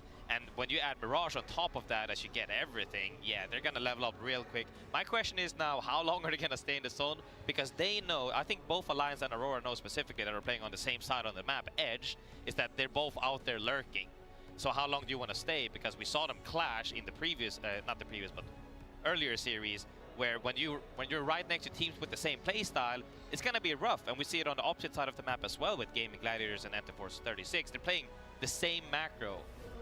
You can tell that Graceful and I are very excited to get into the game, and as much as I want to keep breaking this down, I am going to give our players a chance to, you know, continue working things out and hopefully get back into the game soon. While we wait, however, we have this special opportunity to catch Ryan as he spoke to some of the fans earlier in the audience later. Now, I don't get the privilege of speaking to many of the fans here because I don't speak a whole lot of Japanese, but that is something that is not holding Ryan back. So let's hear from our fans here in the Sapporo Dome. What does it mean to you personally to have the ALGS Championship represented here in Japan, in Sapporo, Hokkaido? So like I'm Japanese, and then having my team in here, like it's so precious for me. And then it's first time the ALGS coming to Asia, and I'm so like proud of it as Asian, and I'm so happy about it. This is my first LAN game, esports LAN tournament I've been to. There's like so much around here in this fan base and like this. And I've never met any players in real life, and like players are super nice as well. すごいかっこいいんですよね、フディが。手に入れてどんな感じなんですか？最高です。いやもう一生の思い出です。ですよね。So I asked him about his hoodie, and he is absolutely over the moon that he got to get this, and he said it's a memory that's going to last forever. 私もう50今6なんですけど、3年前からやってて、でも全然下手っぴなんで勉強してます。わかりました。ありがとうございます。So yeah, she's been playing for 3年間も 3 years. She's been playing for 3 years, and she's really into the game, and she's just exhilarated to be part of this action. で、ALGS チャンピオンシップが札幌まで来てどう思われますか？いや、自分は北海道に住んでるので、とても最高です。楽しいです。はい。So he's absolutely over the moon. He's from Hokkaido, so having ALGS Championship here is absolutely a dream come true for him. I'm going to let these two get on and get their sign that they really need, and I'll see you guys for the next one. Very nice to hear from the fans around the arena, Graceful. I mean, I know that you've actually been popping out and interacting with some folks as well, so it's going pretty well out there, right? Oh yeah, the fan zone is incredible. You know, I've almost feel bad running around too much and just, you know, interrupting people because they've been enjoying themselves so much, really. You know, taking photos. There's the cool heirlooms out there, all the booths, all the, you know, getting to meet people. Meet and greets are out there as well. It's just, you know, gaming brings us together. Apex brings us even closer. And now when you get to share the culture and stuff as well, this is my first time in Japan. It's been, all of them are so kind. It's been phenomenal. Where did you find the ice sculptures? You said there were ice sculptures. Okay, so my wife saw the ice sculpture. I haven't seen them personally in real life yet. I wanted to do it today. Apparently they're outside somewhere, and I saw photos of Lifeline, I saw photos of Valkyrie, and I believe Octane, but they looked great. And it was cute lighting and everything as well. Okay. Because I was actually walking through the Sapporo downtown area yesterday, and I saw some ice sculptures that they were making there, but none Apex related. So I'm glad that we've got some Apex related ones to be brought out here, just so that everybody can enjoy. Also, I saw the line to get in this morning. Did you see that? I saw it. It was the longest line. This is the first time I've seen this many people at one spot in my entire life, but that line, I'm not gonna lie, I would have gone home. I cannot stand there for that long. It was hella cold as well. No, it was, you know, everybody's happy to be here. I hope everybody got in one piece, that they got their snacks, that they got their drinks, that they're ready, you know, for us to hop back into the game, because I really want to get as fast as I can as well in. Yeah, I mean, looking at it, I think everyone got in okay, because I don't think we could fit a single soul more into some of these seats. There are so many people, and it's been wonderful hearing, especially when we have like Enter Force 36 finding their 8th third party in a row. The energy that the crowd is still able to give as they celebrate the teams that are able to perform here in Japan. Yeah, I mean, the energy today is different from the other days. There was nothing wrong with the other days in Sadie. It was more late game oriented. Yeah. But now the energy has been from second, like the game starts, the energy is already there. Every single fight, you know, on edge, the energy is there. And seeing those clutch moments, woo! It's something else. You just gotta be here to experience it. But I hope, you know, even at home, people get to experience somewhat of what we're doing. We've got a look at some of our team's positionings, since we were talking about that earlier, so it seems like Graceful will have the chance to discuss a little bit more of what's going on inside this game. Because it is, like I said, a game that on World's Edge does have a lot of familiarity. Should also mean that a lot of our teams are pretty set on how this game is going to play out. You already know World's Edge, you've seen it all before, and so at this point, I'm anticipating that we continue pulling over towards Monument. This doesn't seem like it's going to go over towards Epicenter, although there is the outside shot that we move towards this sort of Shopify Rebellion area. Maybe not that far, but in that direction out of Monument. Yeah, I could have been, you know, there's plenty of zones in that upper area, but the biggest thing that I, you know, could see right there was that a lot of the teams are mirroring each other's macros, and that's important. And I think, are we also seeing it? It's about to happen now. I think the games have started. I pressed my start button, chat. I pressed it. That's why we're back. We back now. Oh no! Let's get it. Team Liquid! Immediately into a fight. Fnatic coming versus Liquid. Like we said, they're on the same macro. Huge slam comes down. Nades comes down. Huge rest from Newcastle ends up getting down by Fnatic. Is showing signs of life, Theo. Now coming back to strike at Team Liquid, who took him down before. Team Liquid will be outing 20th to Fnatic. Hey, outing 20th or not, go next, lurking. Like I said, everybody's on the same pace. And Lah, Fnatic got caught floatingnya in the back, diem not gitu, really aware dilihat-lihat. enough or reset it fast enough. Now they're running away to make sure that at least one of them gets out to hopefully get the reset. One of the unfortunate things for Fnatic is that they are not alone, not just because Go Next are running at them, but because you've got Aurora, who are rotating down from the north as well. So I like that Meltstera is playing quiet, hoping to avoid attention, as we do still have plenty of teams on the hunt. Now it looks like Virtus Pro, starting off a fight of their own, are going to be sat in Monument, making their way through. It seems all right for Virtus Pro, but I'm surprised that Fnatic are getting to walk back for this. Oh, no. Yeah, they tried walking back for this, but now Falcons is also joining the fray. They're saying, hey, loot boxes, let's go get that. Interrupted the pace a little bit of the Fnatic members still stuck in Overlook. I think they split it up just to say, hey, hopefully one of us gets a chance to reset, but it's going to be a tough one. Imperial Hell experiencing Neuron activation as a few shots actually got thrown towards Falcons, and it was Go Next finishing off Yuka F from Fnatic. Green Stego and Virtus Pro gonna go down. We saw that fight happening a little bit earlier over in Monument, so that'll be the end of that, and a little bit more on top of all of it. Yeah, I mean, we also still see in the center of the zone right now, there's plenty of teams playing there. We saw some opted out from playing early on. I would like to believe because of the different stages in the tournament where people are saying, hey, early game didn't work now. Now that we're more familiar with this lobby, early game might work again. But we still also see that shift, like I said before, towards mid-game speed, where they want to wait until Circle 1 fully closes, grab the next ring console, and then they make their way in. Because nobody, and I say nobody likes all-inning one specific building. The zone pulls us off of them, and now, you know, you're getting gate kept by everyone. Meltstera got found out. That is a survey beacon special, and unfortunately running right out into Falcons as well, who were waiting for whatever was going on in Overlook. I think they saw the survey beacon being hit as well. Meltstera's? Gimana Pak? Nobody was Tadi lagi istirahat Apexnya, makanya gue panggil tadi. Lu nya nggak nyaut. He got out, you know, it's a little bit scary, but hey, he got lucky. Nice. Using the invis as well. That's a good time to take a pause, honestly. Ya ampun, pause lagi, bejir. Apa sih ini, guys? Go next, getting really aggressive using the survey beacon as well. Yeah, I mean, it is. I think now that they're, you know, they made sure that I think they caught off the other player, right? They caught up to the other player. Yes. Yeah, they got Yuka. They got Yuka. They were like, for sure, he's still here because we didn't see him. Like, so they were still looking for him. Managed to find him, and hey, that's just how it go. I see here. That's the look of a man. Go next. They are logging, and they're just saying, how did we miss him? Why are we pausing? Next time we go in, we are chasing them down. Ya That's ampun, their thought pause. process right there. The sign, looking very comfortable while being uncomfortable. Yes, indeed. I couldn't have said it better. Let me shake your hand for that one. That was a gentleman's reference. I don't think they're selling the flags here. I remember when they sold the flags. Yes, they were great. That was very nice. Now go next. We're chasing down Fnatic like we talked about earlier. Falcons actually just sat in that whole area, but that's all the way off to the east of the ring. Looking over at the western side, we haven't seen too much of it. I want to remind everybody that that's where Alliance is going to be coming from.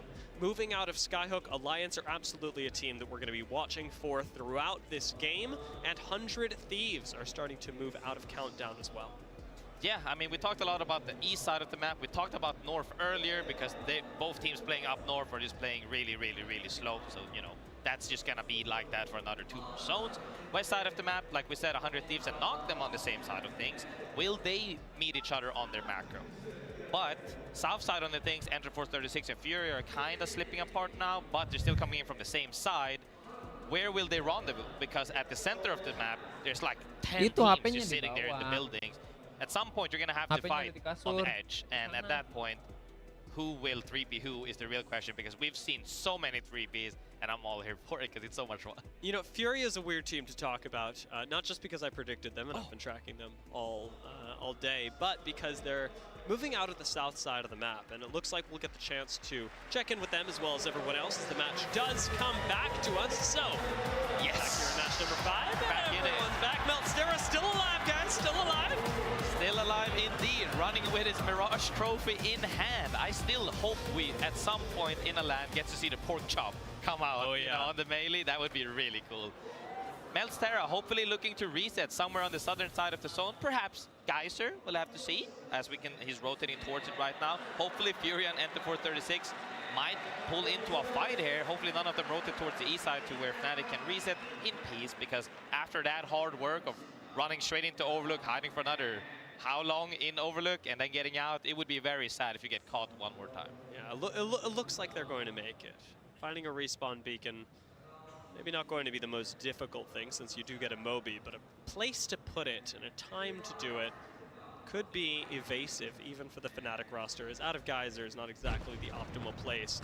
Now Alliance have made their emergence from Skyhook, playing outside this cave right now, and it looks like Go Next are starting to take some fights as well, long range as they may be. Look at this weapon, Casey indeed. This select charge fire is crazy because you shoot at the speed of essentially a wingman, but the craziest part is you have nowhere near to fall off as a wingman, and the headshot damage is absolutely crazy. Knocked them, got caught in the choke because there was too much noise. Alliance feeling very comfortable because they have 1 red and double purple already. Shopify Rebellion super close to all of this, but they don't have the sustain to actually stay up on this high ground without cover of rocks. Koifel has gone down already. Zainu's missing shields. Tadi siapa yang menang ya? Falcon ya? Seconds left on the bubble. Good to see a castle wall go down for a little bit of protection. Shopify Rebellion Kayaknya Fnatic pretty wipe out ya safe tadi from ya. being pushed, and I'm glad they've stemmed the bleeding of Coba Mets. Oh enggak, Fnatic masih And hidup. now we're seeing that most teams are rotating Dia towards udah the rest center tuh, of the dua zone. orangnya. People are gonna be meeting each other a lot more because on this map, the choke tends to be the gathering points, and indeed it is for 100 Thieves and Shopify, it seems. However, Alliance, I'm pretty sure their evac got shot down. Is that what happened? I don't know. They're just They got another one. They got another one. Time to go again.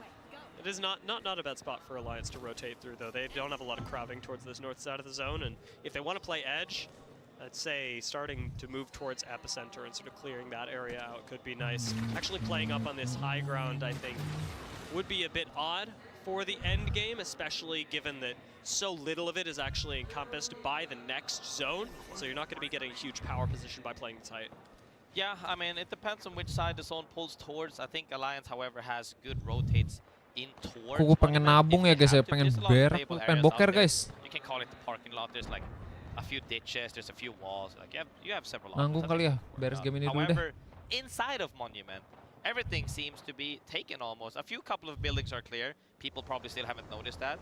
Fnatic right here with the zone managed to get the reset. However, still triple blue. Hopefully they can grab some objective points on their way in to level up to purple, because getting in on triple blue when people are already looking at red is a little bit scary.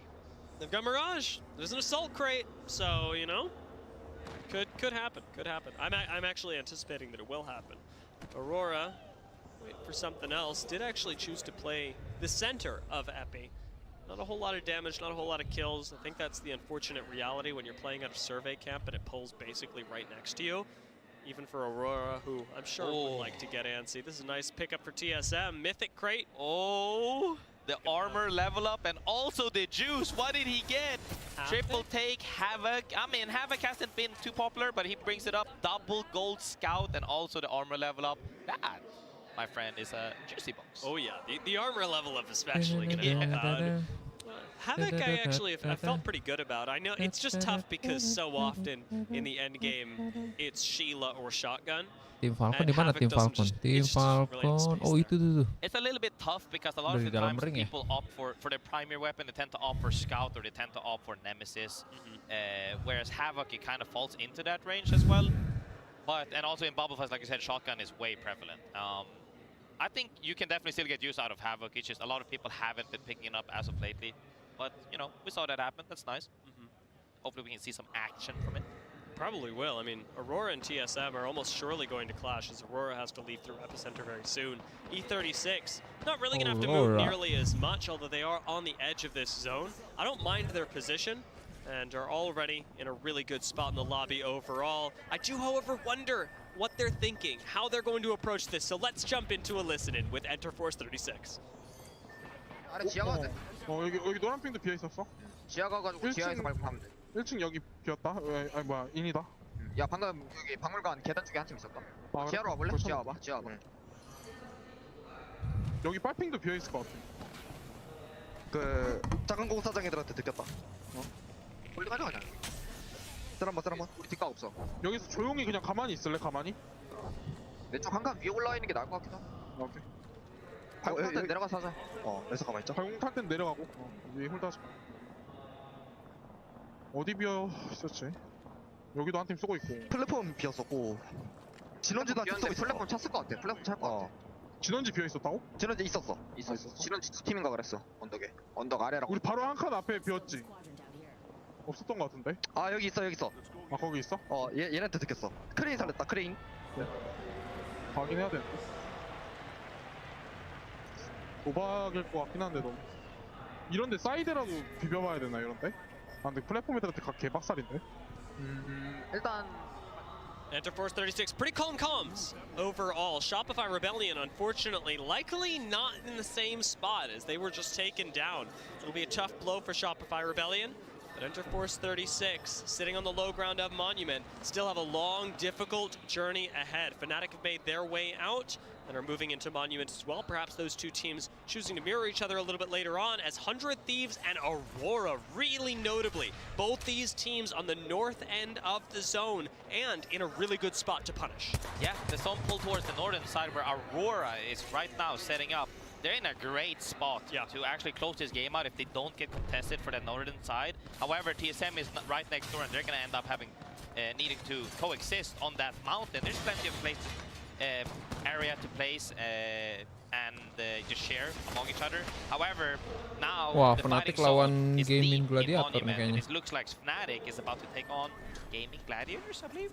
Yeah, Gaming Gladiator has been a pretty high-performing team. Light, one of our top 5 in terms of player performances during the winners round 1. But I'm not seeing that happening now, as Fnatic did manage to move away, choosing not to engage with GG. Still going to have to engage with something, as they are awkwardly outside of the next zone, but they're already pinging a spot that looks like it could be safe. Exo clan unfortunately will not make it. It is C9 to take out Swinny.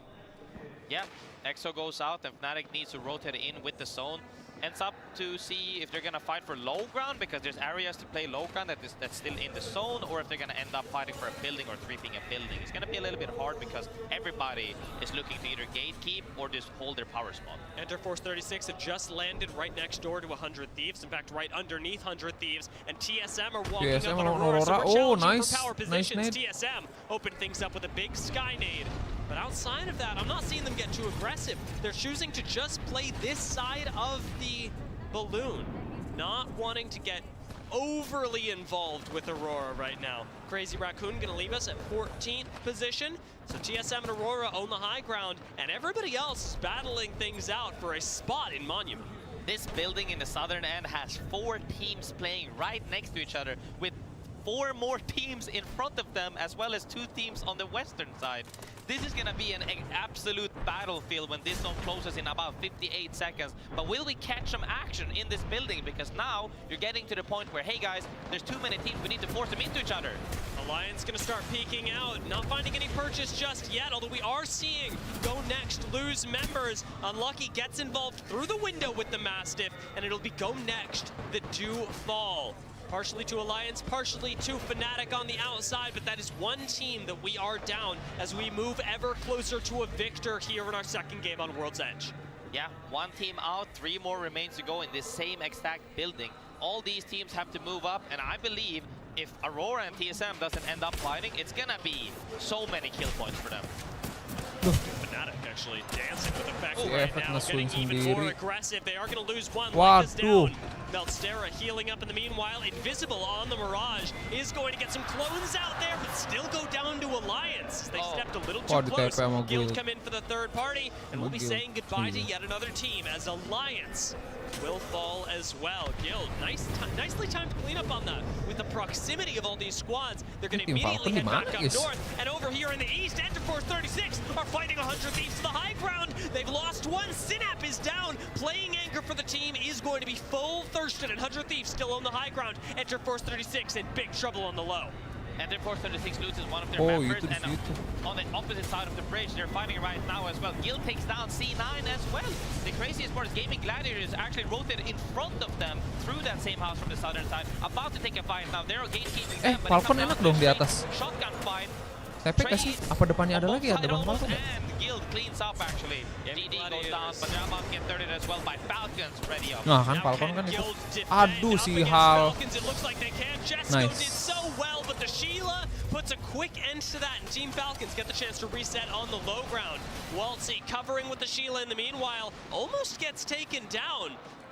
Enter Force 36 are looking at them, remembering Enter Force 36 is a duo, while Furia and Aurora fight things out for the high ground. Remember, TSM so close by as well, so if this fight does truly break out in earnest, you know that there's going to be a third party. Yeah, and this is the scary part for Aurora, because they were there alone, which makes it super good. Now they're in between 2 teams, which makes it super bad, because regardless, they either drop and get thirded by TSM, or they just end up walking out together with 3 teams, in which case they're pinched. What do you do now? They're gonna have to end up fighting at some point, but I don't know if they're actually gonna full commit until they really, really have to, or if they get naded out. TSM know this as well. Look at the space that Aurora have to play. It's basically nothing that they have to work with. A small box, and that is it. Enter Force 36, staring at Team Falcons on the low ground, are likely gonna have to take this fight as well. You don't have any catalysts. You don't really have much safety with just one bubble between them and destruction. Out comes the Sheila, out comes the bubble. Oh, si Enter Force duo nih. Cuma nggak tahu ya, nggak ada info ya. Harusnya tahu sih, tim Falcon tahu nih dia duo. Looking good, Graceful. Falcons are starting to move up on it. They know as well as we do. And Enter Force 36 start heading for the high ground. TSM now firing down on Team Falcons from above. And this is the thing, TSM is actually holding out Falcon. This might be good for Enter Force 36, but it looks like Furia is joining her fray, taking out Enter Force 36. And Aurora is left solo up on high ground. They're gonna be the last team to join their fray and are looking very likely to close this game out, as TSM moved up early, a little like moved up a little bit early, and we'll have to see how Falcons does. From playing so small to now getting to play so much bigger, Aurora have the high ground, and Furia have given that up for a chance to take down the Falcons. Evac tower going to go off in the distance. Furia have to be worried about being jumped on, and so they're going to bubble early through this Gibraltar ultimate. Furia are safe for a few seconds. Aurora know the timer is finishing, but Aurora cannot overextend. TSM have not yet engaged. Should Aurora go now, TSM will come in and clean up the fight. 4 squads left still, and you've got to push that down further as Aurora begin to deny space to TSM. Verhulst fires back with the Sheila. Yeah, I mean, Aurora went a little bit early in my opinion, but they decided to set up TSM playing on the east side of the rock and Furia on top of the rock, as well as Falcons on the bottom of the rock. Now it comes down to see which side pulls in closer first. I'm expecting Aurora here to win the game if they can. Stay out on the edge. Depends on what TSM does, because they have been hard focusing Aurora. Now, Falcons bubble is about to run out as they have to decide, do we engage or do we not? Furia are just watching themselves be sandwiched. They got put between Falcons and lu ngapain Wolfzy? and unfortunately, there's no winning side for it. Impulse even contributing as Furia are going to go down. Jumps in to finish off Falcons, and it's Aurora versus Falcons with Aurora having the high ground. Kazakh waiting in this bubble fight, choosing to peek through the Newcastle shield. Is going to jump on forward. Impulse losing health to zone. The last tick is in. And TSM managed to survive and outlast Aurora to find a win. Aurora might have been really good on cleaning up the Furia Falcons fight, but TSM staying patient.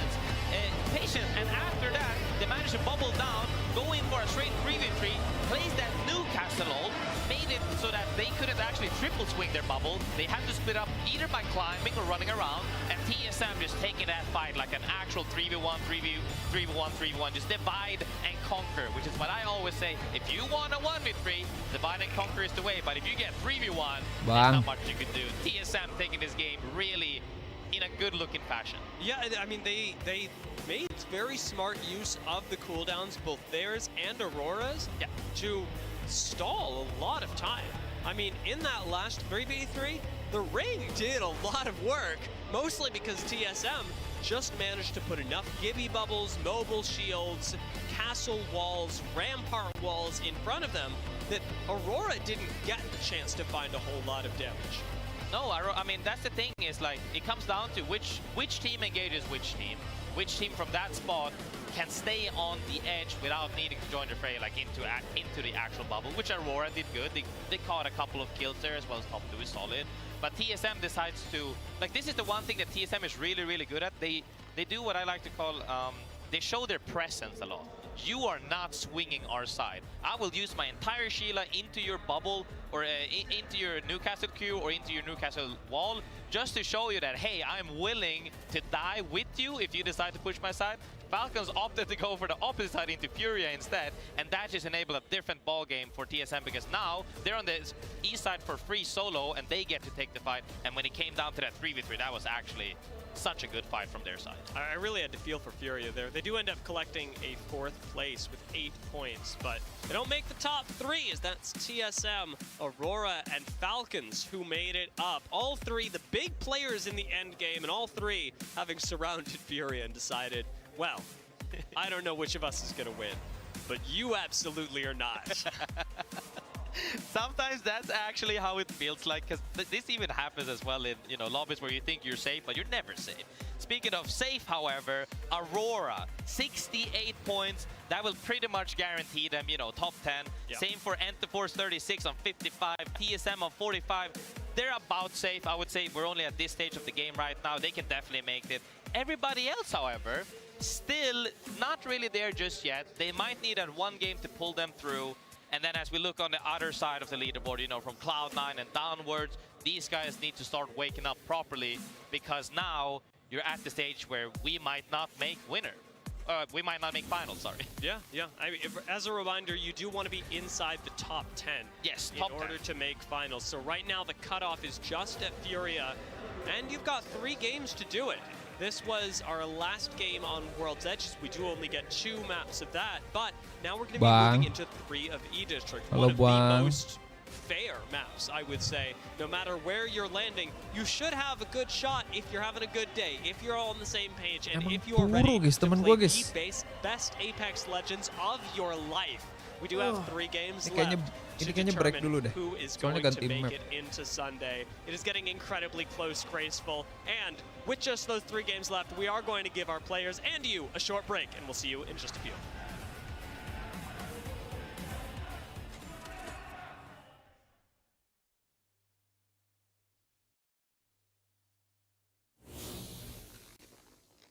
And this invisible on the Oh enggak, 2 menit doang ternyata guys. Istirahatnya 2 menit ya. When he's isolated in this case by the rock.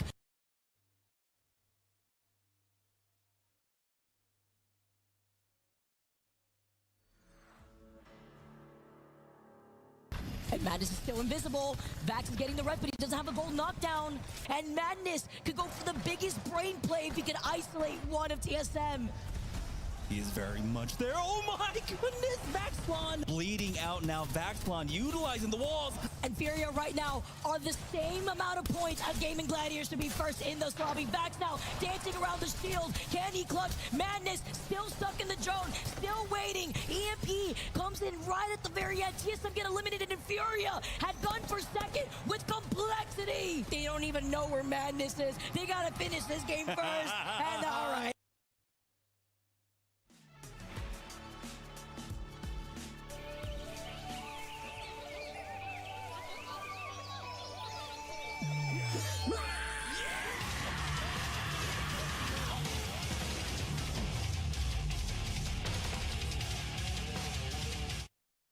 Alienware, the official PC of the Apex Legends Global Series.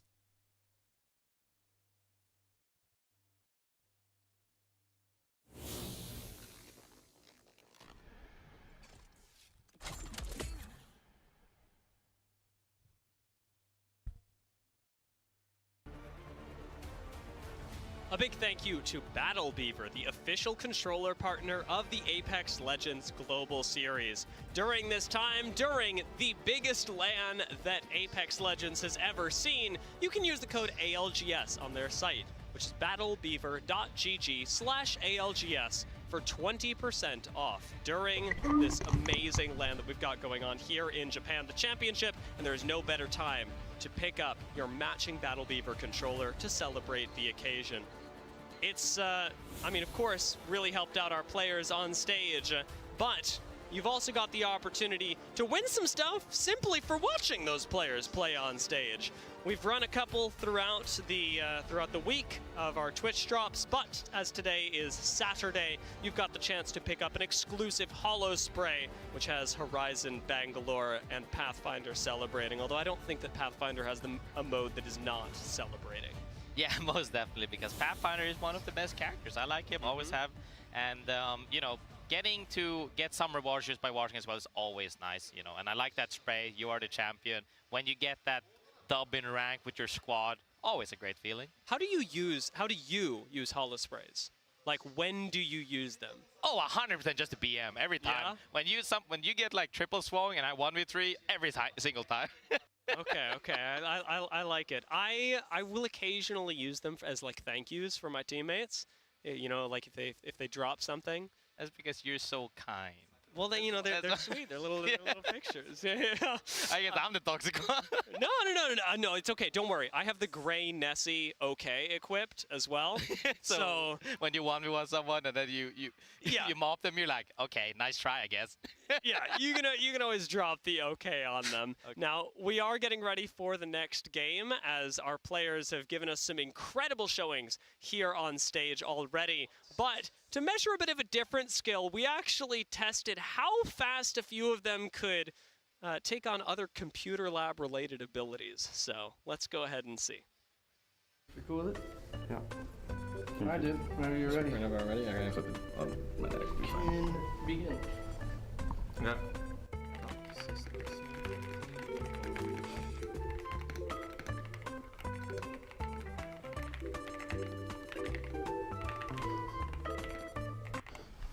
Whenever I'm ready? Okay. So one crazy thing is I only type with one hand. Into tell hand thing day, then small, set tell, on give old about. Oh, that they didn't like that. Person now. Oh my god. No. Down. Lead child. What? See, because the new change increase. Oh, 62. Nah. Holy. Wait, how bad is that? For 39. 124. Pinky 4. If not for shift control. Kenapa, Matt? 4-1. What? What does that even mean? It's so hard to type it and read at the same time. Actually, like 49 words per minute. You weren't the worst. It could be better. I mean, you know, I love fun. He's the everybody says he's the nicest person. He's the cutest person. I knew something was crazy about him. Typing with one hand at a normal fun. He still beat. He still beat him as well. No, I think that's a great, you know, great display of skill as well, because, you know, I've never done. I thought we both had. And Saucerer asked, I think, the most important question: what is a pinky for if it's not for shift, control, and tab? That I think is the real question, because I'm not using my pinky that much, but shift, control, and tab, I think you got everything. I think you got everything you need. Ya, lagi I enjoyed watching that. It's semua nice to turnamen see ya. our players compete in a bit of a different way. Now let's take a look at some of the highlights from our last match, our last visit to World's Edge. And for some of these players, as we said, the last time they're going to be playing on World's Edge until we see them on Sunday. It was a difficult round for Fnatic to start off with, even though they grabbed some kills pretty early on Team Liquid, which I'm sure felt nice after having that done to them in the last round. Yeah, most definitely. You know, they felt good about this, ended up getting thirded. Huge fight here by Falcons, and Crazy Raccoon goes down. A lot of these highlights actually, you know, we might have not seen it on the big screen for the moment, but seeing them now again, you have the time to review a little bit. Why did they die before Alliance mopped them outside the window? Because they might have been safe with this Newcastle ult from Fnatic, but they were not safe from Alliance, ended up getting pinched. And a lot of these fights actually end up that way. You're in a two-way path because everybody's bubble up on you. We even see a wall, not as likely, but these bubbles in Newcastle queues allows teams to take the space that normally they wouldn't have in other metas. Gak apa-apa, aman aja, aman. Found footage of Furia getting completely surrounded and having absolutely nothing to do, playing behind the last Newcastle mobile shield they will ever see. But ultimately, TSM, we praised them for this, did a really good job of mitigating a lot of damage until the point where they were able to do that triple swing coordinated push onto individual members of Aurora. A big part of that fight, and of many fights that we're seeing specifically in the winners bracket, has been Newcastle wall timings as well. The ability to displace other people has been incredible, and a lot of people have very quickly picked up on how useful it is and how important timing on the Newcastle wall is in order to not just use your own, but break theirs. Now, Aurora currently lead our group with 3 matches left to go, 68 points, like you said. They're seeming kind of a shoo-in for making it to the finals on Sunday. But a little further down, I'd say around that Guild, Shopify, 100 Thieves, Falcons, Furia area, that's where I'd definitely be getting nervous about whether or not you're actually Masih nunggu temanku yang bantuin I mean, these teams have to wake up now, and I think there's no better map than the map we're stepping into, E-District. Because like we said before, you know, E-District coming up is that it's the most fair map due to the fact that regardless of where the zone really pulls, you will always feel like the game is in your hands. In World's Edge, it can feel a little bit unfair because you get stopped at so many different locations where you just have to fight and almost guaranteed get thirded, and you can't really rotate past teams. E-District, the complete opposite is, if you don't want to fight, you can almost avoid absolutely everybody with just your macro alone, which is amazing. You've got lots of ways to maneuver around E-District, and one of the things that we've really noticed is that in end games, there's a ridiculous amount of teams alive simply because of the places that you can hold when we get that much further into the game. Now, we did have the draft for this earlier, so let's take a look at where everyone is landing. In this particular case, taking a look, I remember thinking that Green Stego got a bit shortchanged. Kemarin ini lancar, cuman Discordnya putus sendiri aja. Everyone got areas that they feel very comfortable with. Maybe I'd point out Crazy Raccoon as being a notable exception, simply because they were the one team that had really gone out of their way to prioritize Lotus in the group stage. And Itu mungkin Discord dulu waktu itu juga sempat keluar masuk. Nggak tahu group stage that you might not just get the actual spot that you want.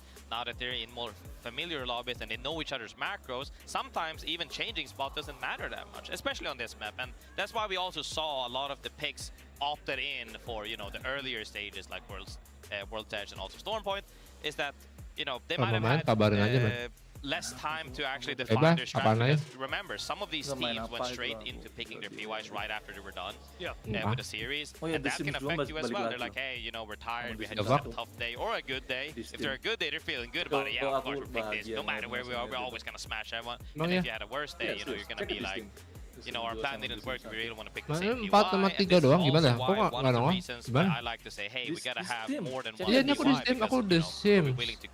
Oh, ini yang Legacy Collection ini kah? Oh. Because like we said before, in early, like different stages on the tournament, Holy shit, beli earlier tapi stages might nggak play di out very differently, and later stages might play out exactly how you want it to be. And you gotta be prepared for everything, because if you don't have, I mean, 8 Iya games is quite a sih. lot, but you don't have that many games if you don't get like solid average points. Oh, di sekarang lebih Then mantap you lagi. start needing these Tapi kenapa mixed ya? bomb games, and not Ya, everybody orang-orang can do what yang Enterforce nggak 36 tahu kalau dropping, emang you di know, season 20 2 plus tuh kills. harus Is that what ada. like we've only seen 3 huge games really. So Lu tahu kan kalau it's game gotta be lama rough itu for kalau some of these di teams. They gotta modern wake up. hardware But gitu I think kayak if ada any map, otak-atik lah it's this map coming up. otak-atik.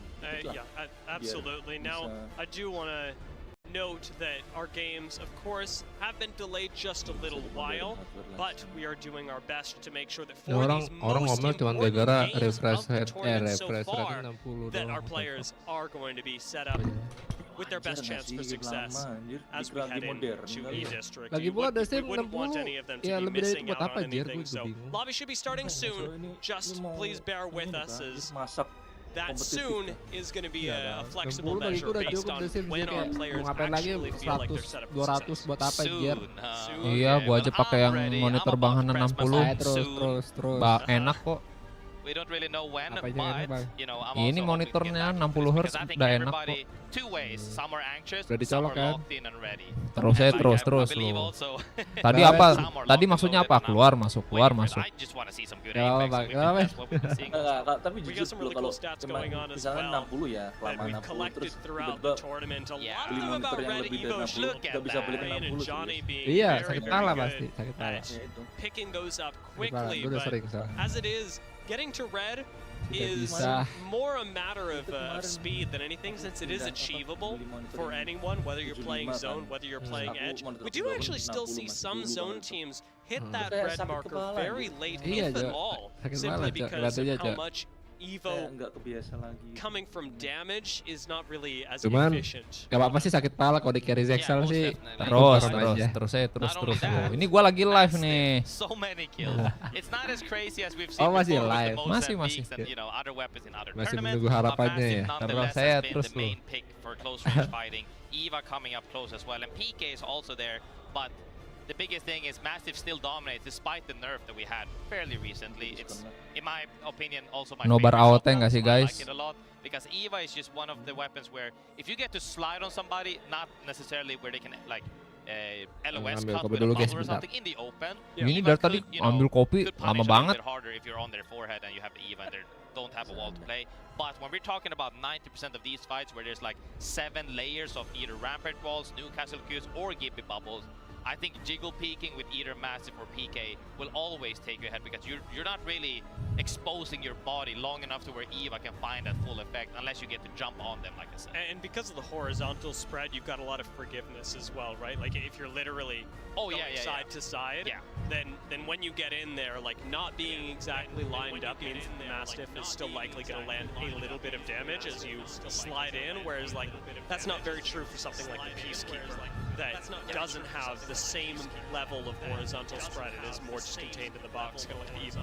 Yeah, and they also changed it as well, how the bullet spread happens. So yeah, it's definitely the case. If you just, you hit a shoulder, you're barely hitting any pellets at all. I mean, that's just how it goes. Some shotguns fight differently, and I think that they're slowly hitting their spots to where you're actually feeling a little bit of a different gameplay when you pick up each and every one. Massive and PK probably the most similar ones, but the Mozambique doesn't feel at all like the Massive, and it doesn't feel at all like the EVA either. Yeah. So I think that if we can, further advance these distinguishing between the weapons and them all having their proper individuality and uniqueness to them, I think that's just the better, because I like having favorite weapons. Flatline is my favorite weapon. No other weapon feels like Flatline, and I love it, and I hope we keep it that way. Yeah, I mean, very similar thing to be said in the LMG class, where I think they've done a really good job of differentiating the feel of the different LMGs. I am, obviously, as a Rampart fanatic myself, a LMG main. LMG player, exactly.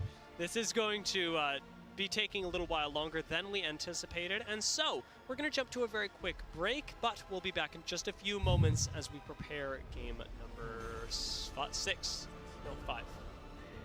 We'll be back. Gue kembali guys. Kenapa? Tumben cepet. Cepet dong. Cepet kan sudah tidak memikirkan dia. Udah pulang.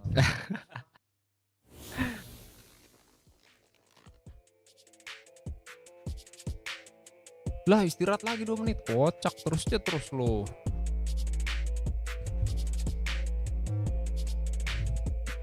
Duh, mending makan apa ya? Makan siang ya? Geprek kah? Makan geprek. Geprek.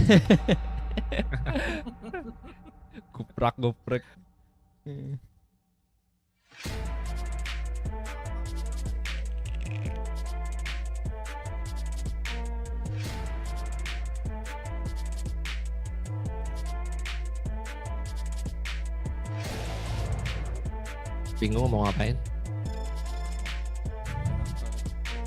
Mau main? Gak tahu, bingung. Pegangan aja lah. Pegangan.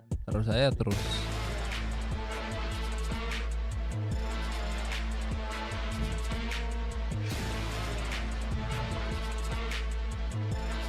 Kenapa? Nah, itu harus pegang. Cuk, si Rocket League collab sama Niku kaget kemarin. Iya. Iya. Cuk.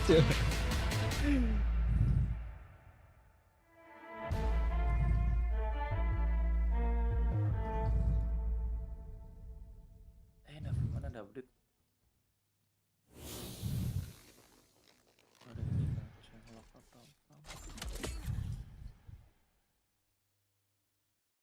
Ini berarti kita game ke 6, 7, 8. 3 game lagi sih guys. Map distrik ya, distrik. Jadi ada map baru yang dimasukin ke turnamen, yaitu map yang malam hari itu guys. Distrik, map I wanted to distrik. talk to you a little bit more about some of the team performances this time around, Graceful, because we've talked quite a bit about those teams that are at the top: Aurora, Enterforce 36, TSM, Liquid Alienware, just to name the first. But I want to look a little further down the leaderboard while we have time and talk about those teams that may already be thinking, what are we going to do if and when this hits the second round of elimination? I'm thinking specifically of Green, Stego, Virtus Pro, Fnatic, and Go Next. Weird that I'm saying Fnatic there. Yeah, I mean, we are definitely hitting that timeline now where it's a possibility to not Bang Hanan nggak ke Sapporo. or in finals straight away, so to say, and they might have kenapa emang? tournament live. Ini ALGS-nya di sana. Jepang ya iya, di Jepang. A little bit of inconsistency, might I say, but now's the time. There is still 3 games with this left, so they have an opportunity to come back. But unless they can get some above average points, like at bare minimum. Kan kamu kan tahu apa budaya-budaya di sana gimana, jadi gue bisa belajar gaya ya. Terus aja terus lo. Emang dia tuh kan dia mau udah kemu budaya Ichiban Gosen kali guys. Terus aja di Apex kan banyak movement gaya. this Apa gaya movement gak sih itu?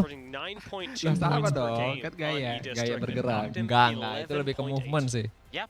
Solid averages, but you know what I like about averages? I would rather see them in action, as I hope we're about to start up our game pretty soon, as I'm getting a little bit of Lama-lama jadi pengen bikin kopi juga nih. Bikin kopi kah? Bikin kopi dong. Ya udah deh, bikin kopi dulu dah. Lu sih ah. Bikin lah, bikin. The data could better be. I feel like a lot of people look at raw stats and data as something factual, which it is facts, but you gotta sambil look at nunggu it ini di from a game little bit of a 6 broader lagi perspective, POI because raw draft. damage Ya, doesn't mean anything. sambil nunggu A dia lot of nggak the apa-apa. times if you have Terus 6,000 damage, but that one game ended in barometer, and I had a charge rifle with 200 bullets. You know, it's very common. Kemarin tuh gue sama Zexa ketemu loh. Other stats, however, that I would rather look at is, you know, how much damage you actually do. Serius, gue nggak menyesal guys. Terus kurar karir. Terus tapi gue kemarin pas main Apex gue ditinggalin sama Bang Hanan, sama si Cop. I just want to remind everybody as we prepare these games that it's likely that your favorite team, whoever they may be, is dropping from a very different spot than they were in the group stage. As we performed this POI draft only 2 days ago, and everybody had a barrage of shifting priorities. I'd say we saw a lot more priority on E-District than we did pre-tournament. Now that this has gotten underway, I think that while the map is far from solved, we are still getting to the point where teams and players are understanding, well, we aren't just going to leave this for last. Not just anything is good. We want the best chance of success. And it looks like you did indeed get your wish, Graceful. The game has begun. E-District is where we're going, and it is for the last 3 games of the winner's bracket. Who will be finishing in the top 10? Who will be stamping their ticket to go on to Sunday? Yeah, who indeed? I'm so looking forward to this game, because now is where we will see momentum shift. Some of these teams have been struggling on other parts of the map, especially the lower bottom 10 of the 20th. Now we have actually, you know, the opportunity to show up, because now we've seen some teams actually only excel on this map specifically rather than the other 2 maps, and I'm hoping we get to see something more alongside of that. Old Town, home of TSM right now, furthest south on the map, are going to be very close neighbors with Go Next, and having rolled a ring console pretty early on, TSM should get an idea of where this zone is going. You and I know, Graceful, that we're going to be going a little further up north than TSM Alliance Go Next. Instead, moving up into that Virtus Pro area, even so far as to encompass a little bit of resort, where Shopify Rebellion ended up dropping. Yeah, and now the only thing I'm wondering is, will we, you know, even from this lobby and also leading into the next round, will we see the same trend on this map where more people are playing center zone, specifically tied to this map, probably because there's more, you know, available spots to play, or will we keep seeing the fashion that we have seen previously now, where people are kind of opting away from early rotating and just playing mid-speed? It remains to be seen. It's going to be fun. Fight here, though, between GoNext and TSM is looking spicy. It is. I mean, Go Next have been ruthless over the last couple of games. They know as well as anyone that picking up kills in this round is going to be a big game changer. But TSM set up a defensive perimeter very quickly. They've gotten Verhulst back into the fight, and Go Next are now sat on the low ground with mostly white armors. Yarka, the one exception, having gotten enough Evo from taking down Verhulst earlier. But even then, Go Next need to find a way to actually besiege TSM in a meaningful way, because right now they have very limited access to the high ground that the TSM hold. Yeah, fighting double white into triple blue is going to be rough, but it depends on how well they are at splitting. With this bubble, let's see if they triple swing something or if they're going to end up double swinging. Huge Newcastle ult comes out and they get it split. One of them swinging one by one by TSM, and that's going to be hard. Zap swinging with Verhulst. Go Next responding, and Reps is going to go down immediately. Uchako with the Mastiff will help take down Verhulst as well, and TSM overstep in a big way to be the first team taken down on E-District. And that's exactly what I was referring to, Dia. Did you see that stair swing? That was one by one. You have to be triple swinging something if you want to make sure to close out the game fast, because when you swing one by one, that's 3 people looking at you turn that corner, and you got shot at, and one of them immediately exploded, and then we saw the triple push through stairs, next one got exploded, and then at that point, there's not really much that you can do. I'm going to Dia ada take pegangan, not pasti. the opposite end of that perspective, but maybe a different one, an adjacent one. I don't think you needed to swing that at all. Going down the stairs Oh, was main a arke really tayo rough aja. move and an over-aggressive one by TSM. Yes, I understand the aggression, wanting to shake Go Next off your back, because maybe Go Next don't do it themselves, but a little bit of hubris certainly bites them, and now Go Next get everything in the south and the 3 kill points that they were looking for in the first place. EXO sieging up against Shopify Rebellion, who again were sat outside of Resort and will be for the foreseeable future. FC9 looking at them as well, so Shopify Rebellion are running out of safe space to play. Yeah, we're also getting to this point of the game where like a lot of the teams have already made their way into center zone. So this fight has to happen fast if they want it to happen. Alliance as well looking against E36 in the same building, looking to push. Will we see the same type of gameplay that we just saw now between TSM as well? Double whiff by Hackis, unfortunately just not connecting right now. It's been really rough. Alliance have lost a lot of HP, but unfortunately have not lost a member during this time. E36 are finally going to claim the first knock on Hackis. And I would not be messing with Enterforce 36 after this. Alliance really struggled to find an ingress into this fight. And now that you've lost one, you're not going to find it at this point. But when even though you've lost one, you have to remember it's Effect and Unlucky outside. They're trying their best. I believe Unlucky ran away, as they will be chasing him indeed, because they are running Valkyrie like not many other teams are. They can easily catch up to Unlucky most likely, and they did spot him out, spam picking him right now, and they say, hey, he is hiding over here, we're going to clean him up. However, even though this fight, we know how this will end, I'm very sad with how it started, Dia. Why did Hackis get split up? He got split up, you know, in that zipline fight, essentially, because they're just bouncing on the zipline. Oh, yeah. And that's just the roughest part, is when you get split, you get punished. Follow-up slam, deadly, and yeah, nice cleanup, nice cleanup. E36, they knew what they were about. Yeah, I mean, indeed, they were playing very synergized, all of them triple bouncing on that. And that's also kind of hard as well, because, you know, as two roller players, they can't do the same thing that Hackis and Synap can do, essentially. But, I mean, you could bounce still, but that synergy they had there, going floor to floor together, triple swinging, cleaning and saying, hey, triple heal before we walk up together, is what, you know, makes or break these fights. You got a triple swing, man. It was a very nice finish. I'm glad we get to see the Newcastle ults used so aggressively. The animation is so satisfying. It looks so cinematic. yeah. That is probably one of my favorite parts of the Newcastle design, is getting to use the ultimate and watch it be used. Now, Fnatic, a team that very much needs to perform in these last 3 games, currently sitting in 18th overall, have a great spot from which to do so, Graceful. Yeah, really good spot. You know, they have the knowledge and they know they're in a solid spot. The question remains is, can they hold this spot? Because now they're on triple blue. It looked like they're all missing, you know, sights right now. Will be a little bit harder to poke people away from you when you're missing, you know, a 3x or a 2-4. But they're sitting very comfortably, hoping that other teams perhaps start a fight and then they can because on this map, honestly, you have pretty solid sight lines specifically from this spot, so that's good. We'll get to take a look at some of the teams that are on the cusp making their way into qualification for winners. Noctem, hoping for their shot at doing much the same. We're going to drop on 100 Thieves, and Timmy is going to fall. This will be a quick finish for Noctem, and I don't see 100 Thieves around to respond, but it's worth noting that with TSM and Alliance eliminated, we have our 3rd place team and our 5th place team having gone down. With 3 games left to go, I'm not saying that they're in danger of being knocked out, but you want to avoid having more games like this one, where 0 points can very quickly become you dropping many placements. Yeah, and we can also see here on the map that there's actually about 6-7 teams outside of the zone right now. Seems like they want to be playing a little bit more of edge, because maybe they like just how this zone specifically plays out. But like you said, top 5 eliminated, top 3 eliminated. What this means, Dia, is even more excitement to me. Unless the teams above them soak up more points, that means there will be more points across the board spread into the lobby, so that, you know, it'll be more exciting, because that means the average in the lobby also goes up. Will we see as high as yesterday? Probably not, because it ends up being normally more top-heavy, but I am looking forward to it nonetheless. I'm hoping for teams on the bottom 10 to pick up some more points this game, because they definitely need it. A team like Aurora could just rocket ahead of the lobby, but not if they're being shut down like that. Go Next. Isolating and destroying.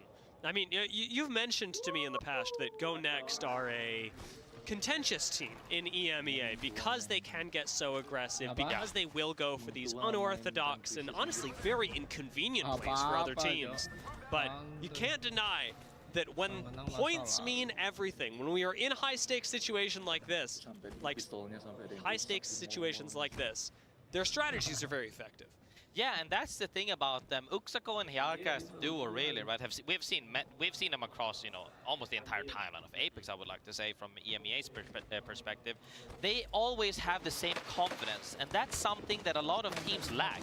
Because, like, when something works or doesn't work, I feel like they never get, what's the word again? Discouraged. They don't really get discouraged because they know we practice this. If it works, you know, we've been doing a good practice, and if it doesn't work, well, then we just gotta get at it again. Whereas most people might even get discouraged. And speaking of discouraged, 100 Thieves almost over peaking, getting into kill, but the bubble from Team Falcons comes forward with this rat. We heard about the rat play. Now Falcons says it's my turn as they trade in his fight, and it goes 2 for 2. Falcons versus 100 Thieves comes down to a 1v1. But the Newcastle is on one team. It's going to be really hard for 100 Thieves to close this out as he gets the res. And 100 Thieves probably looking to disengage here to make sure they can reset. Falcons, however, instead of getting ratted on somebody else. Yeah, I appreciate that Timmy went for it once he heard the res, but not much you can do there. Falcons are playing the kills, and Gaming Gladiators struggling to stay alive themselves up against Noctem are going to be chewed through. Gaming Gladiators do go down, and it's Noctem that pick up the kills. So we are starting to drop squads, or at least most of them in the case of 100 Thieves. Noctem was one of the teams we talked about backstage as well, Dia, where like, can they keep up the performance they've had previously? Because we said, hey, on E-District, they were kind of popping off. Can they do it again? We saw them a little bit, you know, across this lobby in the earlier matches. They haven't really had that success. But with what we just saw, them taking them out, is that we're seeing that form from yesterday. Is it maybe they're just a magical god E-District team? I don't know, but this is a good start to snowball into later. Hopefully they can keep this momentum up and maybe close out the game again like they did yesterday's fashion. I mean, genuinely? Maybe. Like, Noctem have been really exceptional performers, but it's like a high highs, low lows kind of thing. If they've solved E-District, if that's the juice that's going to get them through this tournament, it may very well be enough. E-District has been a really important map, and many teams are slower on being able to pick up exactly how they want to approach this. In fact, Falcons have just come up with a new strategy. The rat play was really fun to watch, but I want to see what they're thinking of doing next as they approach E-District. So let's jump into a listen-in with Falcons. Hey, shoot him. Take a peek. He's hanging at us. I get the shoot saw. Are they staying there? Yeah, they're gonna hold us. Yeah, okay. I think it's split. Okay, back bit. I'll play cross. I can nade him. I bet naded him.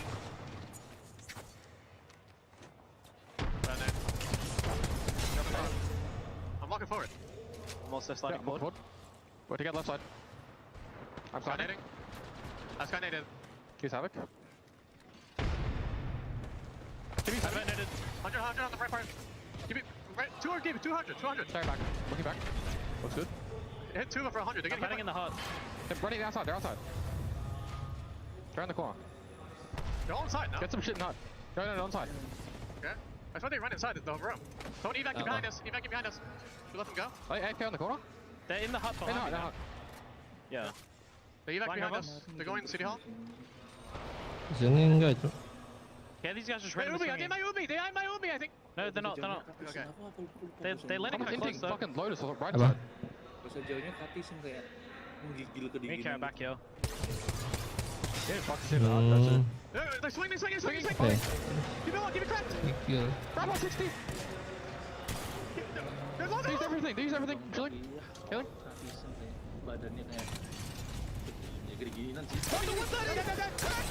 Cracked him 101. We want to be. No, one. Jangan lupa. I'm batting against guy. They're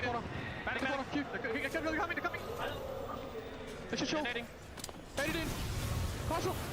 Abang bro. One. Gimana? Oh, fuck. do we stop that? And that was, you know, impressive 3v3 from Falcons going in to knock them, the team we were just talking about, but Aurora was the team who was using the evac. Landed close because they saw, hey, you know, these guys are poking us, they might be fighting soon. Came in for the 3P, and they were stuck in the corner, got nade spammed, and then lost the fight. However, good comms and bubble fight before that. Aurora, however, takes that out, cleans that up. Yeah, very well done, and it's suffering when you get trapped in the elevator. I've been trapped in the elevator, you've been trapped in the elevator. It's tough, it's especially when the enemy team has nades. Now what's really difficult to watch is Virtus Pro be eliminated right now, because they, 19th going into this game, had an amazing spot center zone where Go Next just managed to take over from them. So really difficult game for Virtus Pro to lose out on points from. But now it's Go Next's opportunity, who have been making a lot of noise throughout this game.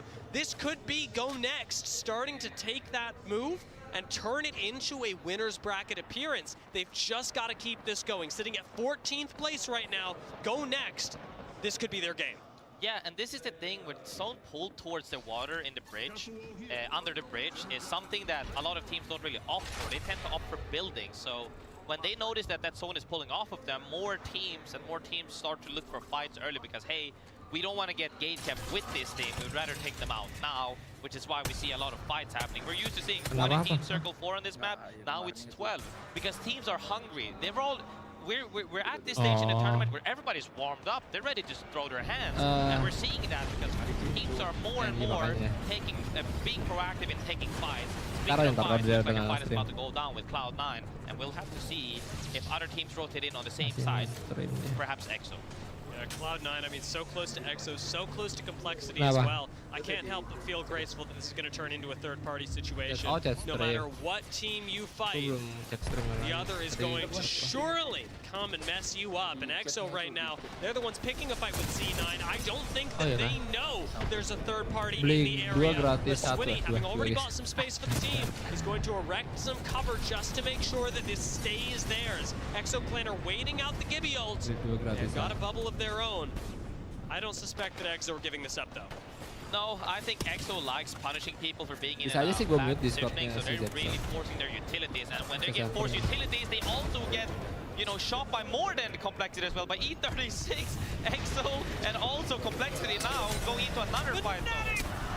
Jumping right in on the Shopify Rebellion. Somebody's getting cooked in here. Right now, Yuka F is the one with the Peacekeeper doing the cooking, looking for the last kill, even through the res shield.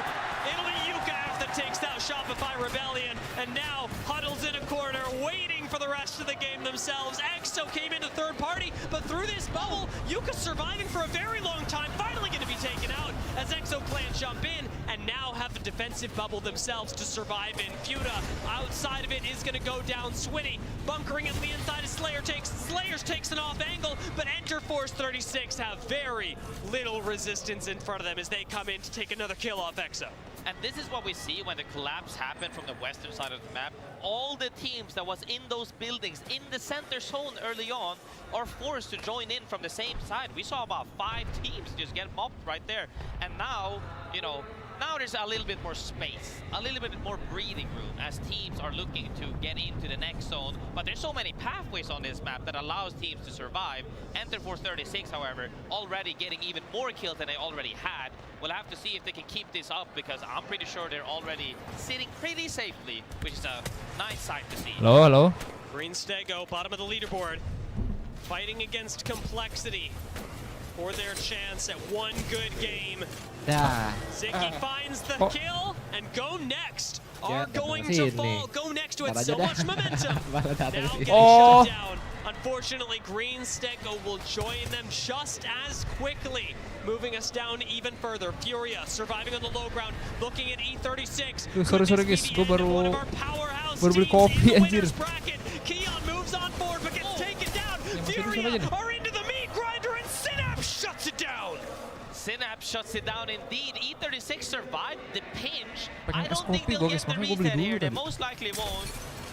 But managing to get those 3 kills and better play. Why they turn on them? Aimbot actually 2-taps him, and now Crazy Raccoon is on their heels as Enterforce 36 got all 3 people up, red armor, still healing up, making sure that they can actually survive. And this is crazy, Dia. How could they survive the pinch and also get more kills and still get a readout? Don't call it a comeback, because E36 never left. Wow! Taking that chunk out of Crazy Raccoon is wild, and as one of only 4 teams left in the lobby, Crazy Raccoon can't afford overextensions like that. Now Enterforce 36 have Guild covering them on the high ground. This bubble, though, maybe a little bit early. Losing this cooldown could be incredibly punishing as Guild still manage the real estate of E36. If Guild decide you're going down, I'm sorry, but that's how it's going to be. And I'm watching Phony drop down. I'm seeing E36. Their lease is up. They've got nowhere left to go. Hiding behind this last sliver of a Newcastle shield. Out go the Thermites, but Aimbot's already down. Synap is down. Enterforce 36. They get taken out, evicted from the low ground. Aurora fighting for a height against Crazy Raccoon as Guild decided to drop down on E36. Big fight here between Crazy Raccoon and Aurora as they both are using their utilities. Guild lurking nearby, even popped an evac in the background I saw. Will they join the fray by sipping up late? Or will they stay down low? And they do down 9 ints that accidentally fell off as OG Rain also goes down. Kazak, however, showing some signs of life but takes down. Goes down as well. Crazy Raccoon trying to recover up against Guild. This could be Guild's win. Jesco jumping into the bubble, takes the last kill, and will give Guild a massive win in our first game on E-District. Guild definitely needed that. That was great. And that's the thing is that they're making these decisions that a lot of teams aren't making right now, because when you see an enemy bubble get forced, you normally try to, hey, they don't have bubble, let's see if we can kill them by nading or just spamming them. Guild says they use bubble, we're using our bubble to gap close and killing them, which was the perfect timing because Crazy Raccoon opted to fight Aurora for height at that point. Ini And wattnya udah that aman. made them, you know, ready. They popped an Udah nggak evac, naik they turun healed up, lagi. 9 imps fell down, they got that penyakitnya kill, aja. and then they came up and cleaned up the Liquid fight. udah And that's sedikit just baru sembuh super ini. solid decision making. That was a great call by Phony to jump down onto the low ground, and normally I'm not saying that in game scenarios, but TSM because ke-20. it starts the Wah, fight lama. on high ground, Emang map ini it gue means gak so much demen more sih. for Guild. It leads them to a 19-point Tapi selama victory. lu Crazy ranknya di top Raccoon 10 right sampai behind beres ini with ya. 15 points. Nah This itu game nanti meant a masuk lot ke to them as well, as it's now pushed Crazy final Raccoon bracket guys. into 11th place Sampai rank overall on the 10 aja. leaderboards. Something that now has them in the Gue conversation tadi, at the very gue least. beli But will they Batagor be ya able tadi to, in the next 2 games, gitu ya. make it up to the finals? Aurora, no surprise. Enterforce 36, I gotta say as well, no surprise. Definitely no surprise. They were playing that spot incredibly. The fact that they could survive between a pinch for that long on just one box, even though they had to use utilities to survive 2 angles, is crazy. However, like you said about Phony, people have been doubting him a little bit as of lately due to the fact of how his team split up after winning and everything, you know. And he's showing, you guys are doing fine, I'm doing fine. We sometimes have to remind ourselves that sometimes splitting up isn't something bad. It might be better for the both of teams. And now we're seeing, you know, the rise of Guild being on 54, which in my mind, depending on, you know, they're pretty much safe in my opinion. Masih top 10 nggak ya kira-kira ya? A tiny little bit more.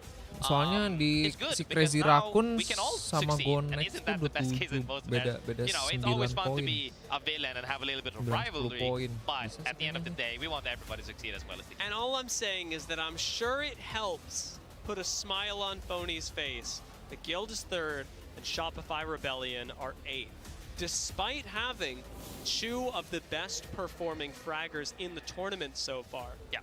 Which is interesting. It's just interesting. Shopify Rebellion, make no mistake, if we stopped the games now, would still go to finals on Sunday. They're still in a really good spot. But that little bit of an edge that Phony now has in the standings over his former teammates, gotta be feeling really important, really fantastic, by the way, for Legacy and Jesco as well. Guild was not a team that was performing poorly at the previous playoffs by any means. In fact, they were really praised for their game plans, their zone play.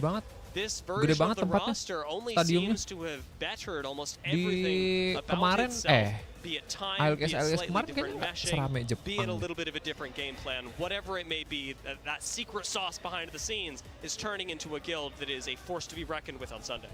Yeah, most definitely. And it's also the fun, as you said, you know, teams are changing up and we're seeing success out of many different teams. And I think this also lies with the fact that different metas, you know, boost other people's individualities in a way that some can succeed better in certain metas. And I think a lot of these success stories that we have, we've kind of shied away from this whole just get two rollers with SMGs to now we're seeing the people that are better at perhaps handling their legends, you know, their abilities, their legends, their decision making in terms of like how do we bubble fight properly.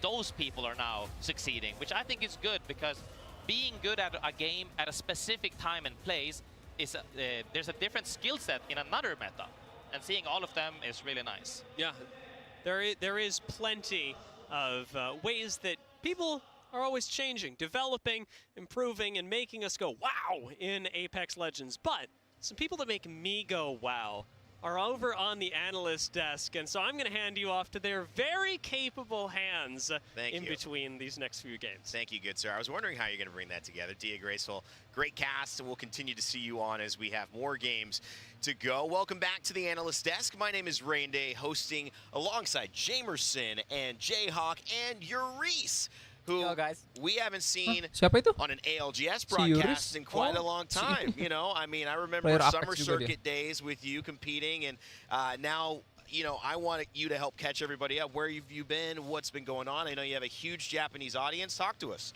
Yeah, it's been like, it really has been a long time since I played like competitive. I miss it. I miss this, just the wild, just the goosebumps and the adrenaline from competing. But I've been exploring like my options with Apex and the huge Japanese audience, and especially as you can see. Yeah, I can see. Yeah. It's just the amount of people in this, and it's not even the finals too. Yeah. You know, go ahead, keep going. Yeah, and I've been learning Japanese as well. So if anyone needs translation, I can help you guys with it. Yes. But yeah, it's been an insane journey with here, and meeting my friends that I made through Apex here for the first time is such a pleasure. And yeah. Well, it's great to have you. You're doing your watch party thing over there. We see you. You're having fun. You got the hoodie as well. That is a coveted new hoodie. Yeah, I actually won this yesterday. Did you really? From the exhibition match, yeah. Awesome, man. Well, we're lucky to have you. I know you've been watching. We'll get your thoughts in a second because we have those final circles to break down that just occurred in games 4, 5, and 6. However, I want to kick it off with Jamerson here and start talking about it because game 4 got us back. Final match ini match we're seeing 4 Aurora dominance here, another win for them. And nah, ini honestly, nih ring terakhir. Gua kira yang di atas yang menang si Enter Force ya. Here on World's Edge, of course, we get this landslide. Ternyata ringnya nyusut ke Enter Force dulu ya. Camp, and they were able to do a great job of whittling down the eastern side to ultimately get this position. I really want to note that their third-party timings on that Zone 3, Zone 4 to really clear out the traffic when they're rotating in has been extremely well done. We just saw them, of course, taking out Falcons on that same Zone 3 rotate to make it into the late game in game number 6. And that's a similar thing they did here where they took out TSM on the eastern side with the third-party timing to ultimately get the win. They have been a force to be reckoned with, a true point sponge, 79 points overall. And Jayhawk, it would lead to what felt like, you know, somebody needs to show up and contest these guys. Well, what do you know? Mr. Verholz, Reps, and Zap come in. Yeah, Jamerson and I were talking. Nah ini si Verholz sudah kenok padahal guys, kena ultinya si Zero ya. Reset, anjir bisa reset. Tapi yang riwah sih itu situasinya. The weird part was when we got to this end game, there was actually enough cover for all 4 teams, TSM, Aurora, Falcons, and Furia, all just clumped into this tiny little spot. And when you get to that kind of a situation with all the cover from Rampart Walls, Newcastle, the Gibby Domes, I don't know who was going to win. Genuinely, I had no clue, but luckily TSM on the low ground just played their cover perfectly. They come in late, as you see, the last Gibby bubble, and then when Verholz lets that Sheila sing, good things happen. And so, boom, down goes Aurora, down goes Furia, down goes Falcons, and TSM get the win. Big shout out. I don't know why I thought of it, but Anjali Bhamani and Gabe Newell, our voice actors who join us and are such a big part of our community now, they asked for their characters to be meta last time in LA, and they are literally meta right now, so I know they're having fun watching it. And speaking of Japan, speaking of speaking Japanese, we have a lot of teams as well from APAC North Urice who have been dominating. Enter 34, Force 36, we've got Crazy Raccoon. What was your take on this final zone, which ended up being wild? Yeah, so The thing with these final zones nowadays is a lot of it comes down to whoever like apes who. So with the meta having the walls, the rampart, the domes, you can stall for so long, being able to like. Anjing cukur rambut si Foni.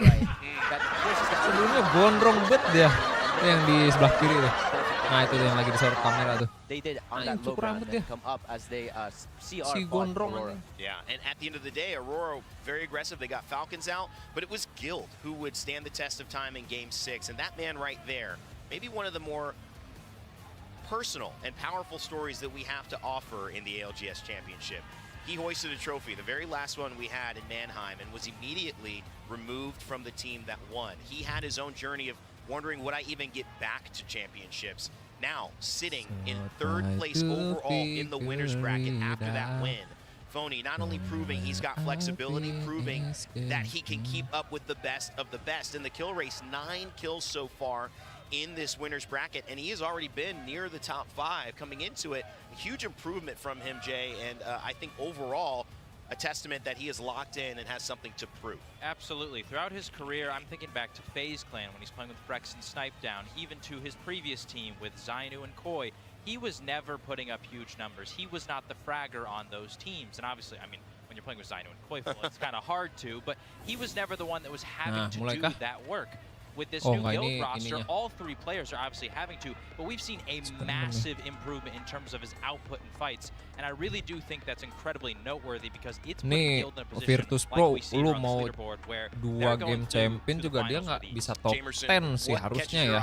Highlight or low light here? What are you looking at heading into our last two? Again, we had a lot of high expectations, Fnatic definitely being one of them. Yeah. Currently in 18th place with 17 points overall. This is the lowest points average they've had across maps in the series, and it's weird seeing the Giants fall in the home stadium right now, and hopefully, with 2 maps left to go, they're really gonna have to ramp it up. Luckily for them though, they're sitting at about 20 points, right? And our cutoff yesterday was at 41 in the lower brackets, so there is room for them, but they need to really get it together. I think they were really thrown for a loop for those first 2 initial games up against Team Liquid, getting caught out by them twice. Yeah.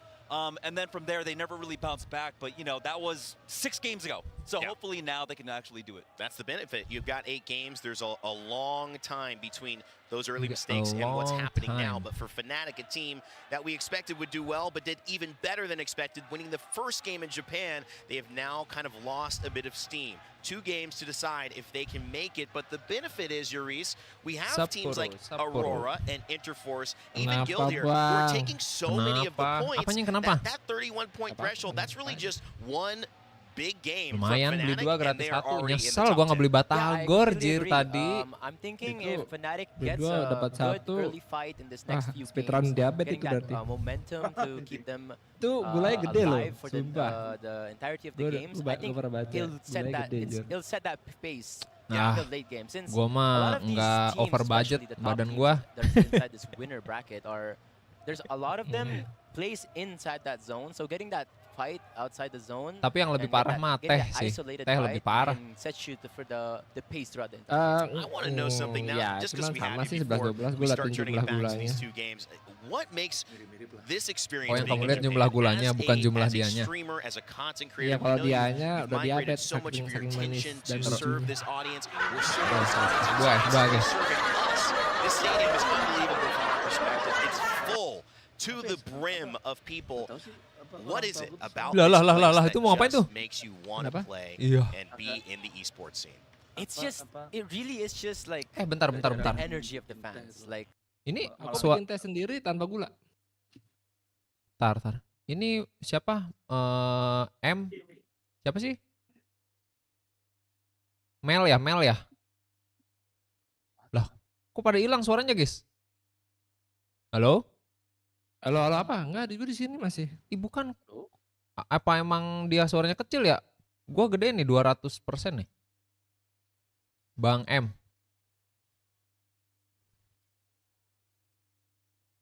Tuh, hilang lagi jir suaranya. Kayaknya gua error ya.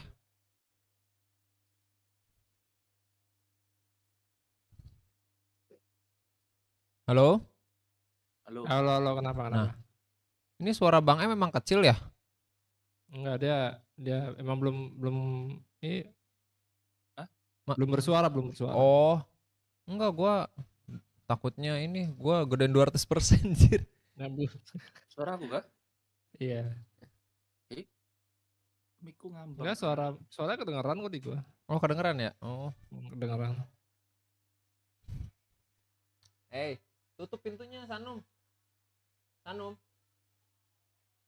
Pintunya tutup.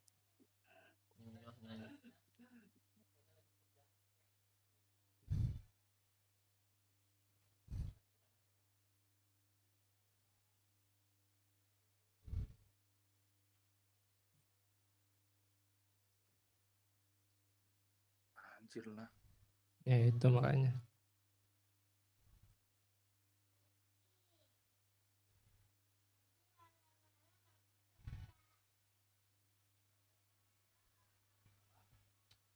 Pintunya tutup.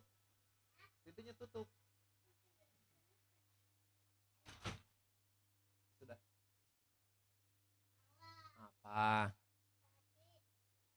Apa? Tadi apa? Kenapa bisa pecah?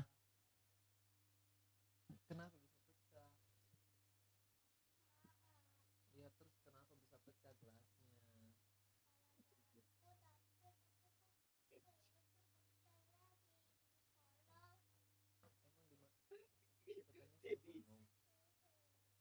Kalau aku bisa kirim satu, aku kirim satu kan, anjir. Kirim apaan? Nggak, controller aku ada 3 soalnya. Oh, nggak perlu Jir, ngerepotin lu nanti. Salah.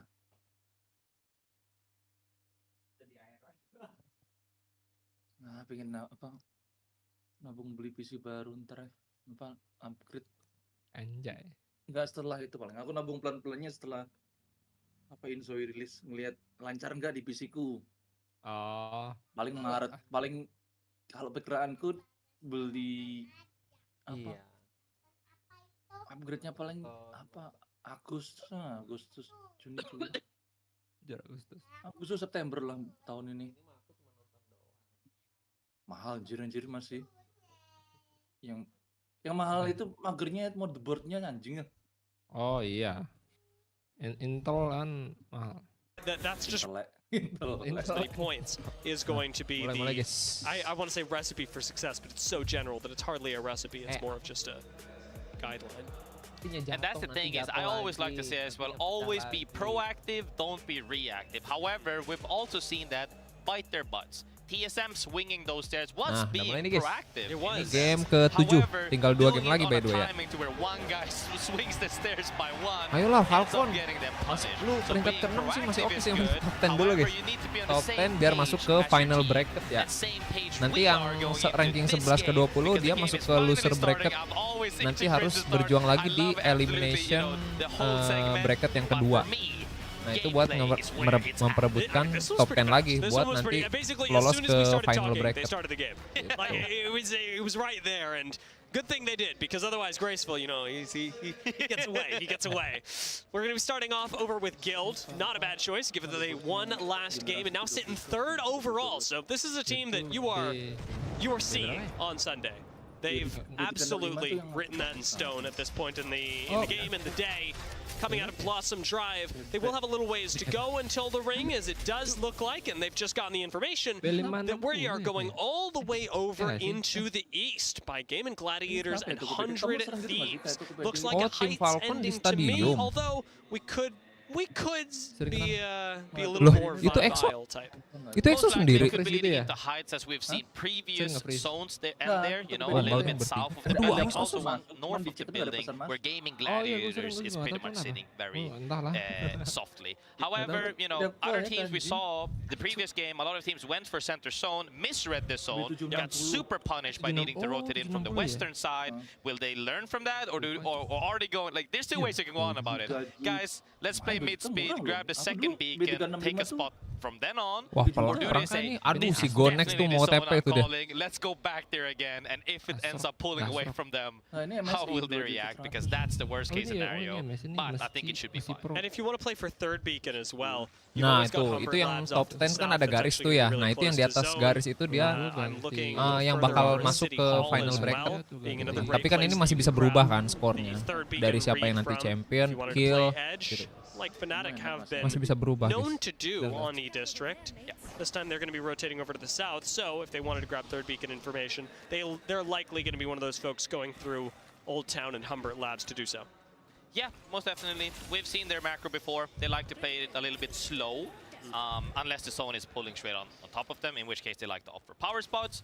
However, I think that it's I don't know, it's gonna be tough. 17 points, 18 going into this game. They're gonna need to do something else, because even at the end of the day, if you only get 15 points but no kills, will that be enough to push them into the top 10? You know, remains to be seen.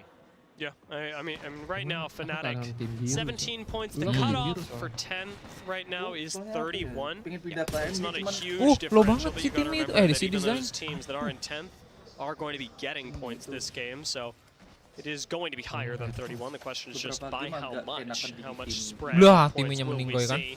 100 Thieves going to be expending a bubble to get everyone back up. I don't expect them to be actually pushed by C9 at this point in the game, however, is C9.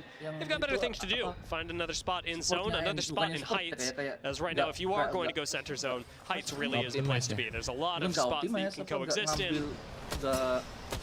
Game Gladiators, unfortunately, not going to be taking anyone out of the sky today.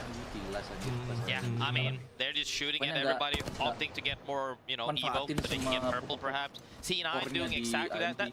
This is what I like about a lot of the teams, because in scrims, what you see that down, they are bubbling at them and just wiping them. On LAN or in actual tournaments or high-stakes scenarios, even online tournaments, you see that they get that down, they use that time for them to recover, to go for the objective, get a better spot in the zone. And I like seeing that, because, you know, they're kind of on the middle of the pack to where they're not safe just yet, but making those types of plays will definitely put you in scenarios to where you can make yourself comfortable up at the top if they play it out right. You know, it reminds me of, like, you know how every meta sort of like emphasizes a different part of the game. Hold on, I'm gonna have to talk about this later, because Go Next have just walked straight into another squad. This is not a good spot for them to be against EXO, but Yarka technically alive, and Go Next all making it out for the moment. Aren't going to get EXO completely aping them. That was a very dangerous situation that they are lucky to be alive after. They were so low that I promise you, if they just lost just a little bit more HP, that fight would have exploded. EXO decided to also disengage after that wall came out, and, you know, they both traded a little bit more, and I think that's better for the both of them, because, you know, they both are kind of in need of points currently. Swinny could have thrown a beard here at Yarka. It was that close. I can't believe they're alive, and honestly, they probably can't either, but holding on to this spot for now.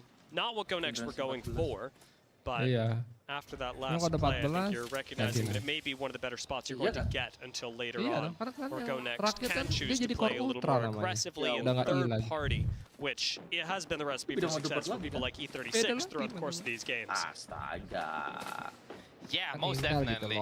And one of the funniest things as well is that, you know, I'm seeing a little bit to the side, Aurora is opting to play Mirage once again, getting more objectives on the map. And yeah, playing super slow like always. Some teams, you know, like we said, your secret sauce for the recipe essentially is that some teams have been working and they don't need to change anything up, which is what we see from some teams. I keep saying that, you know, they have been switching things up from center zone to maybe mid speed. Some teams haven't done anything.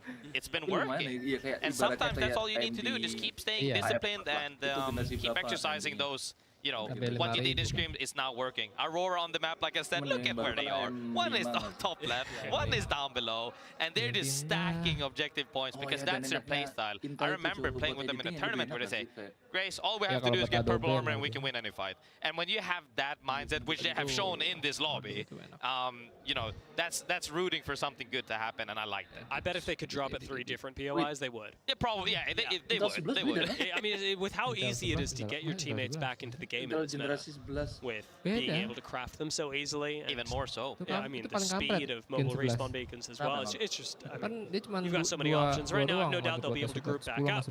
Ooh, look at that. Still technically between them. What am I looking at? A little bit south, and the 436 Noctem Alliance as well are looking very close to each other. Something could be happening there. Bamboozles as well. Mirage with 50% more foozles. Have not seen that one actually, because when I'm in game, I'm kind of logged in. But yeah, teams are finding each other on macro now, because now we're getting to the point where all those teams that went early are still in the next zone. So no major macros or even micro, depending on how close they are to the next zone, has to happen just yet. All the other teams that are on edge, however, are starting to sniff each other out or see each other now at this point. So I am expecting a little bit more action to erupt as Circle 2 closing, or perhaps a little bit later from that. Yeah, a lot more squads are going to be aware of where Noctem is rotating in from. Noctem, again, definitely a team to keep your eyes on. They're a very scary squad on E-District and have taken out a lot of unsuspecting squads so far. However, off here in the north, Shopify Rebellion and Liquid Alienware. 2 teams, very interesting for different reasons today. Liquid Alienware have been super deadly, but they got taken out last round. So I wonder if they can turn things around this time. Shopify Rebellion, on the other hand, super deadly team in the group stage, but much quieter now that we've hit the elimination rounds. Nah, di grup And that's stage kind of si also the thing Shopify that itu a lot of people like to jump to the conclusion, ngeri you katanya, know, cuma nggak tahu nih they're washed, or they di didn't have a winner good blah, blah, bracket blah, but sama kayak there's only Falcon so anjir, many teams tiba-tiba that can ini pop guys off, right? When mainnya you kayak have kurang 4, begitu. like 3 teams dominating the lobby, not everybody can do that, but they were sitting, you know, at 8th right now with 34 points. They might have been quiet, but they've been racking up points. They're almost there. So all they need is that a little bit of a push straight in, and I would expect them to move on into the next round. It's okay. I didn't believe Lace when she said you were one. Oh, I showed it as well. loh, kok pintu bisa hancur ya sama Charge Rifle ternyata guys? Liquid Alienware set up on height right now. Remember, still do have Shopify Rebellion behind them, so if they didn't know it now, well, they know it before. If they didn't know before, well, they know it now. That's the way that goes. That's how time flows. Now, with Green Stego in front of them as well, Team Liquid are going to have to, in a way, fight both teams should Shopify Rebellion rotate this way, since Green Stego will be looking for a third party should the opportunity present itself. Meanwhile, Guild, we're actually sat in a pretty good spot in zone. I've got lots of cover, plenty of space. I wouldn't say a fantastic position for the late game yet, mostly because you can't really say that yet. We don't have the data to know whether Guild are going to be in a power spot, but what we do know is that it's flexible, and that at the very least will benefit them. Yeah, and that's kind of what you opt for as you go into these games, is that you, like, it's very rarely, like I always say, you should never lock, like, unless you know where the zone is ending, never lock yourself, like, remove your options where you're only locked into one thing happening. You want to be in a spot to where, like, if it pulls south, we can do this, if it pulls north, we can do this, and react accordingly. As we see Knock as well, everybody's just waiting for the next zone to fully close, but people are also showing their team, saying, hey, I know you're also waiting, but, like, don't think about anything, because you never know when people start triple swinging with bubble at this point, and I like that they're staying aware. It's going to be about showing presence as Remix Powers does eat and give the ultimate for a second. Going up against Virtus Pro, this fight's really kicking off. Knocked him out, no defensive cooldowns, however, and Remix Powers gets caught completely outside without cover of the team, and as the Newcastle being the first to go down, that likely means that Noctem are going down. Virtus Pro's taking a big chunk out of them so far. Complexity are even helping out, and Noctem are going to bleed out in the open. Not a big fan of that fight that Noctem tried to push. Show Remix Powers, you know, overextended and got super punished by Sheila for it. I still don't like that fight specifically, because why are you trying a fight? There's 7 teams around us. We're going to get thirded. And luckily, only they got pinched shot from far. But I'm sure Bisa-bisanya ke sono anjir. you gave us a free opener, we're gonna take you guys down. That's one of the parts where you can feel righteous anger. Yes. Si Liquid Alienware jadi anjir posisinya. But now Virtus Pro, Aurora udah enak banget tuh ya di bawah. Dia udah tinggal nyari placement doang guys. Nggak usah nyari-nyari KP. Udah pasti masuk deh. Fnatic already making some moves. On to Go Next, however. A team that has been very aggressive so far. I like the nade placement that they've got, but Fnatic have yet to actually find purchase in a way that makes me think they're going to win this fight instead. We just know that they're taking it. With UKF going down, it's not even looking that good. Not only that, but they're also getting shot from behind. You know, that fight was definitely rough. Tunnel fights like this, where you have to actually climb. Like, you place your walls, you have to climb over it. And then they got split, and Yuka got down early. It's going to be really hard regardless, because at some point, you know, you're going to have 3 people holding whether you climb or if you swing aside. And when that space is so minuscule, you're bound to get hit, which, you know, they all got caught and they just... Gaming Gladiator Still up masih on di heights, still overlooking everything. Let's not forget that heights is their territory. And they're looking down at Falcons right now. GG are going to have to move. Falcons may very well be the recipients of them, but I want to talk for a second about Crazy Raccoon, a team right on the edge of qualification and a team in a very good spot this round. This is their penultimate game of the series, and it could be the game that pushes them into qualification for the winner's bracket. Right here on the north end of zone, they should have all the space in the world, all the time in the world, and Crazy Raccoon, they've already got world champions on their team. They also might get even more kills, because this zone is leading towards their side. The congested side would actually be the southern, southwest, and east side. We'll have to see if Shopify on the west side of the map can hold their side. However, everybody's just looking to gatekeep at this point, because the zone did pull off of where everybody set up early. Liquid Alienware going to be moving in from the north as well, as E36 start jumping in from the western side. This evac going to actually be very nice for them, as up into the skies they descend into this very small corner that no one's really able to look at. Newcastle ultimate expenditure, I think, is a bit premature, but it gives them the opportunity to get the cooldown back for later on. It's not going to be the thing that really keeps them alive, but it may provide just that necessary bit of cover. Watch the bubble cooldown, and that goes for everyone as Crazy Raccoon start looking out themselves, taking a fight up against Green Stego for dominance of this building that is now even further into zone and a much better spot for Crazy Raccoon. Yeah, they were looking, this is the most important part. I told you before as well, you need to look for this. Like, you at least have to try and see if you can catch somebody off guard and get it down. They said, hey, we didn't catch anybody, let's just set up on the roof. I think that's a smart choice, because they are actually in a super solid spot for the next zone. And now they're just chilling, holding everybody out, hoping that other teams run into each other. And maybe they could catch some kills coming closer towards the zone. Now, the only teams that have been eliminated so far were teams that were already outside of the top 10. So Noctum, Fnatic, and ExoClan simply are not getting the opportunity to increase their points, and will be having to do that next game, if at all. Everyone else in this lobby, or at least the majority of them, are actually in a position where they have qualified. Looking a little bit further down are teams like Virtus Pro, Green Stego, who have Crazy Raccoon on top of them. Those are the teams that really have a lot of pressure to perform. I'm going to include Complexity and even Gaming Gladiators in that. Yeah, I mean, like you said, a lot of the teams on the bottom end have gotten knocked out. However, a lot of the teams in the middle of the pack are still up live and running. And the thing is that means the average of the lobby will go up again, probably not to the extent as yesterday, maybe, but it's definitely interesting to see as more teams have moved into the next zone, feeling kind of comfortable. I think the next fight will probably happen on the south side into southwest side, as we see kills going down in the kill feed right now. It's gonna be messy. Go next, hoping to avoid some of that messiness. Newcastle wall right here, not terrible, but still, and they know it, leaving their backs exposed, hoping that nobody drops down on top of them. Go next will survive for now, where Aurora in a slightly tougher spot, looking down over them. Guild suffering some losses in the kill feed as well, as we've got a lot of teams that are being taken apart. 100 Thieves going to be the first one to be fully eviscerated, taken out at 17th place. This 100 Thieves fall, Aurora, I think, are looking like the next squad. Alliance only hesitant about giving up high ground, but they're going to go for it all together, swinging into the bubble. Unlucky helps out, and Aurora will go down. 15 squads left. As the kill feed lights up, we can see what I said about Messi. Everybody's starting to fight now because they're forced to fight. However, Alliance pretty close to the next zone, actually. And they're just making sure that, hey, we just got a team wipe, we already looted, we need to reset. Now, seeing also CR still staying up on that roof. Now they're on the bad side because it pulled south instead of north. They will have to move towards the zone where Alliance was sitting kind of comfortably. Will we see even more fights happening northwest into north now? Anjir, ringnya mental lagi dong. Lihat.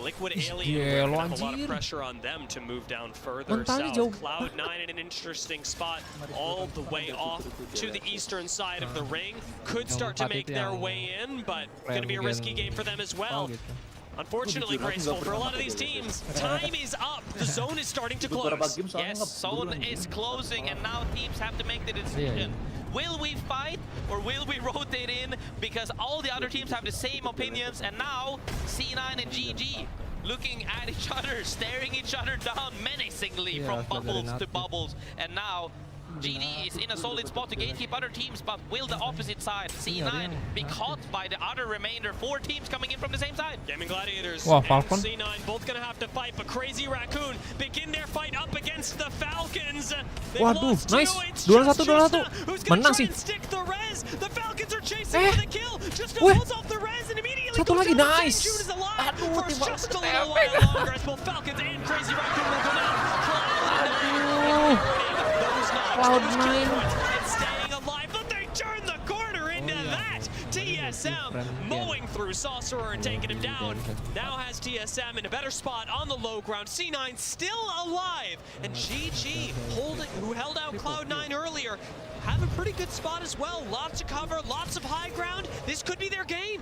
I asked if C9 was going to get held out, but free hit. they managed to join the fray lane and get kills, and then they get held out because there's such a big collapse on one side of the map when people misread the zone or if the zone pulls away from them.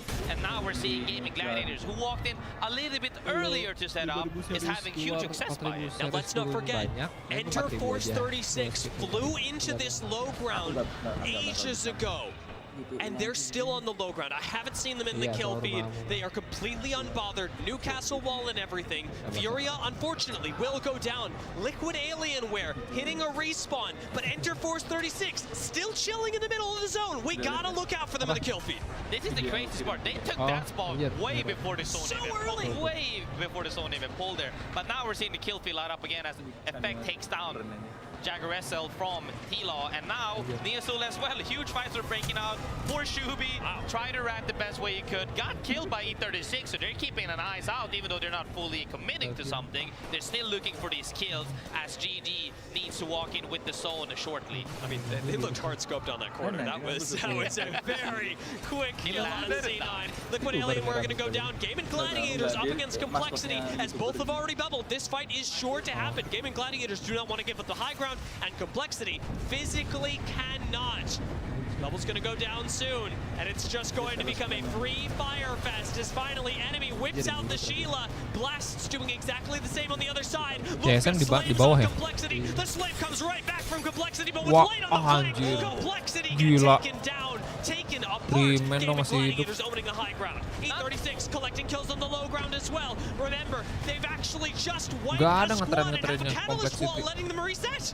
Fights on the top, Wah, fights ini on sih the bottom. They clear up on height and they actually get down, but they get to reach High them for ground kan free itu on nih. height. Alliance 76. Enggak deh, And ringnya now Go nyusut Next duluan is deh. going into a fight here. We'll have to see. Alliance wipe E36 in that time. Good awareness from them as the catalyst wall drops. 3 teams left. GG, Go Next, and Alliance all on the low ground. It is just GG up on height who need to force these 2 teams together. Can they find a creative way to push Alliance and Go Next together? Do they even have to? Go Next take the high ground. They cannot hold on to this. Bubble for a second though. And Gaming Gladiators set up to watch everything. This should be their game. There should be no question. GG should have everything. Go Next commit onto the low ground. Alliance knows bubble-nya kok di atas? huge nade on GG, but they've got time to reset for just a second. They're going to be dropping down soon. In come GG. Another catalyst wall to separate the fight. Go Next take the high ground instead. Alley-ooping everything. Wah, ini and they katalis finally drop nyebelin down. sini. It will be Go Next. It will be Go Next that avoid the fight and take the win. I was a little bit scared about that bubble, but they managed to close out the game, which was humongous from them. From cleaning up that fight on high ground earlier, where we saw like Bang, 3 cracks habis from one pergi shotgun, bang. was Oh, habis pergi ya, crazy. santai aja They bro. have been consistently popping off now, and we've seen this throughout the entire tournament. They've had their moments. This is just another one on top of that. Will Nah, they keep mumpung this ini form up going into the next stage? ada Because waktu, that kita game Setoran dulu guys, setoran dulu ya.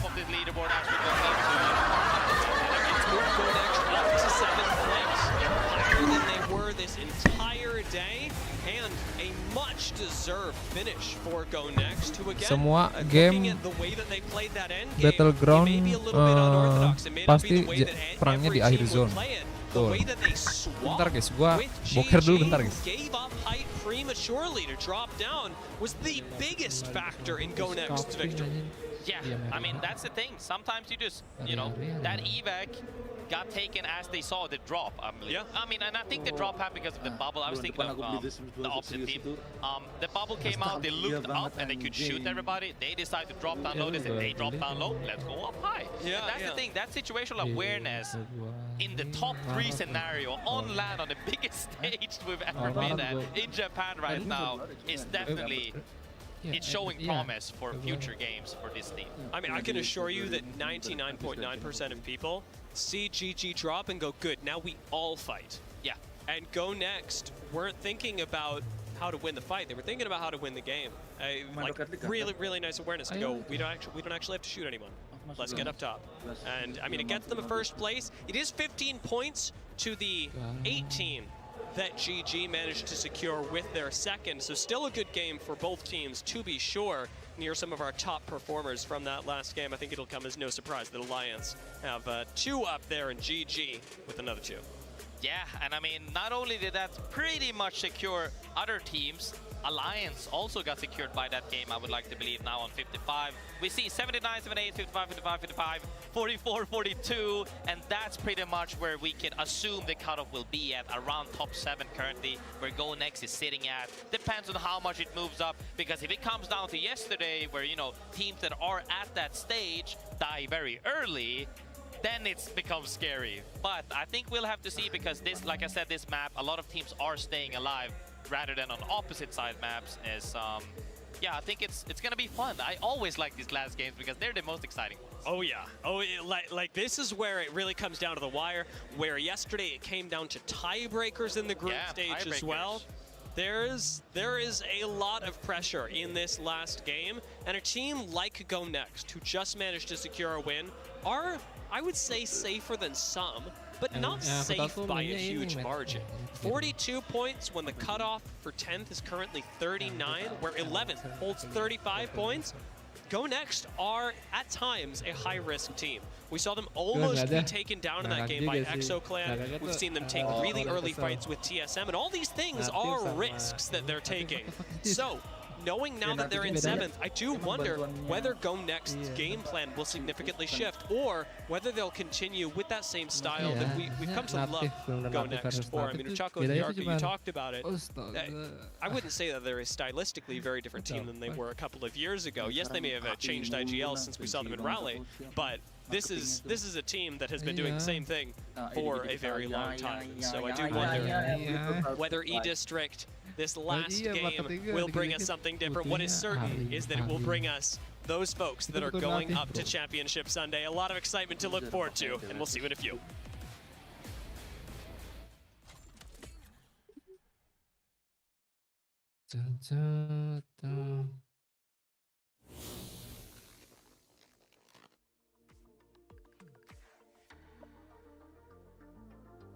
Itu yang meme-nya, itu kan meme emang realitas sih kayak. Iya. Oh, heran. Not a good play, help me.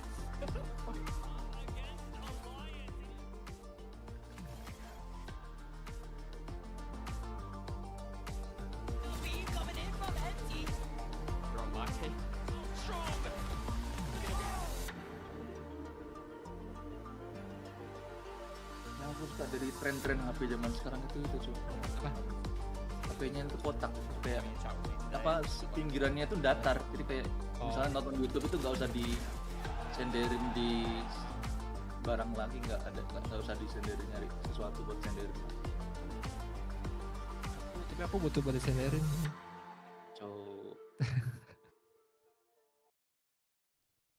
Sony in Zone, the official monitor of the Apex Legends Global Series.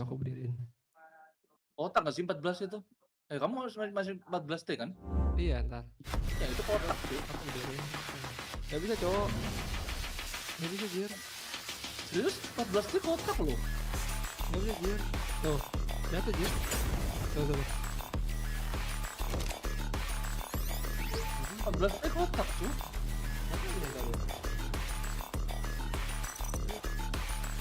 Oh bisa. Oh bisa. Iya baru bisa Jir. Makanya cuy. Jir. 14 klik kotak. Terkotaki.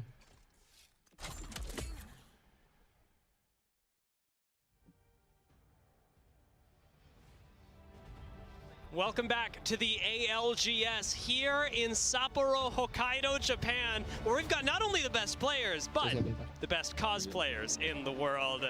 These guys have been walking around the arena all day. In fact, throughout the past couple of days, I've seen them. And you and I saw a group as we came in to the lobby today, Graceful. Wraith, I will be honest, scared me.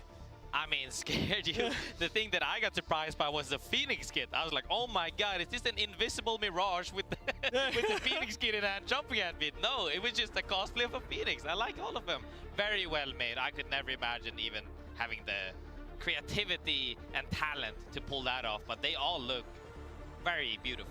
Yeah, I mean, I've never done anything but the budget cosplays, and so like actually getting to see basically in-game characters right in front of you with the level of detail just as you're used to when you're actually playing the game is pretty incredible. It's almost jarring to see the realism of Apex Legends, but in your actual like physical, tangible life. They've also, of course, been really incredible, very polite folks. Getting to run into some of the cosplayers. Of course, there is a language barrier for me, so I've mostly just gone, this is amazing, thank you. Very nice. But they've all been really lovely and in character as well. Yeah, I mean, we have it all. We have amazing gameplay. We have the amazing audience. Friends and lovers meeting through the game are here to meet each other. And we have the ice sculptures outside that look phenomenal. We have the cosplayers from the in-game characters that we love and dare so much. I think, you know, it's just a wonderful event, and seeing these cosplayers specifically to me brings it, you know, a little bit. Yeah. I mean, with the ice sculptures, with the cosplayers, and with the, of course, ALGS that's happening, while everybody from the community here in Japan gets to meet each other, it is an incredible check of the game that has brought us all together, because while we are here to celebrate what greatness looks like in this game, at the very same time, what's happening in the stands, I mean, people aren't just hanging out with Phony the whole time. People aren't just talking to Hal or, like, I don't know, speaking with Sang Jun, you know, texting him on the side going, hey, I hope you have a great match. Like, they're here because, yes, these players are amazing, but because the people in the stands next to them are just as much. The people in the stands next to them, those cosplayers, for example, are reasons that we keep playing the game, because they are passionate about the community and they are here to make sure that everyone has a good time, because that's what they'd want, the people that enjoy this game just as much as they do. Now, for the game that is actually about to happen, this is the last game of the first round of the winners, which means that the teams that are in the top 10 at the end of this game will be moving on to Championship Sunday. Those teams that are in the bottom 10, they get the stick. This is where you would move down to Elimination Round 2 and risk your very life in the biggest LAN that Apex Legends has ever seen. So E-District, yes, she has been kind. She has given teams a lot of opportunities to succeed, given us gameplay that we've never seen before on LAN with some of the best teams. But now, E-District is here to both give and take away. Give and take away indeed. Some of these teams are looking to fight early, some of these teams are looking to fight a little bit later. However, we're all here for one thing and one thing only, getting that dub at the end. And we've seen some teams succeed in, you know, taking earlier fights, but I don't know. Will we see it now? Like you said, some teams are right at the cusp of making it into the finals. And now, will they change up their strat? Do we do what just worked right now, or do we play it a little bit more safe by going perhaps earlier into the zone? It's those squads that are much lower down that are going to really cause a fuss. Teams like ExoClan really not in a position to qualify right now. 25 points, 15th place. are going to need kills, and they're going to need kills, and a lot of them, in order to qualify to Championship Sunday with this game. And so a team like ExoClan is going to throw a wrench into other squads' game plans. Yes, they're rotating early, but expect ExoClan to look for fights. Expect them, like last game, to be ratting on teams to see if they can pick up kills, because it is the only thing that will put them into the top 10. Now, speaking of ExoClan's early rotation, it is worth noting officially that we are going down towards the south end of E-District this time around, where Alliance already have a pretty good spot in the zone should they want it. Ring console is already there, so Alliance do know that the zone will be pulling nearby. Yeah, I mean, if this pulls all the way south, I'm happy. If this pulls up towards the bridge, I'm happy. If this pulls into draft point, my favorite spot, I am very happy. We will see as, you know, teams are already starting to set up in the center of the zone. I believe that these teams, like you said, that are on the bottom half of the leaderboard currently in this lobby is throwing out Hail Marys, you know. Shopify Rebellion and Fnatic already actually getting into it. Fnatic 18th place right now, so another team that very much needs the kills. They're going to double swing out onto Zainu, but doesn't look like they actually do enough damage. Instead, they're getting a lot dealt right back at them, and a lot of utility being used to unseat Fnatic. Shopify Rebellion do not want to mess with this. I mean, I talked about Hail Marys. We already saw like 5 Skynades, and Fnatic trying to change, getting Skynade 5 times, and now they're opting for Skynades.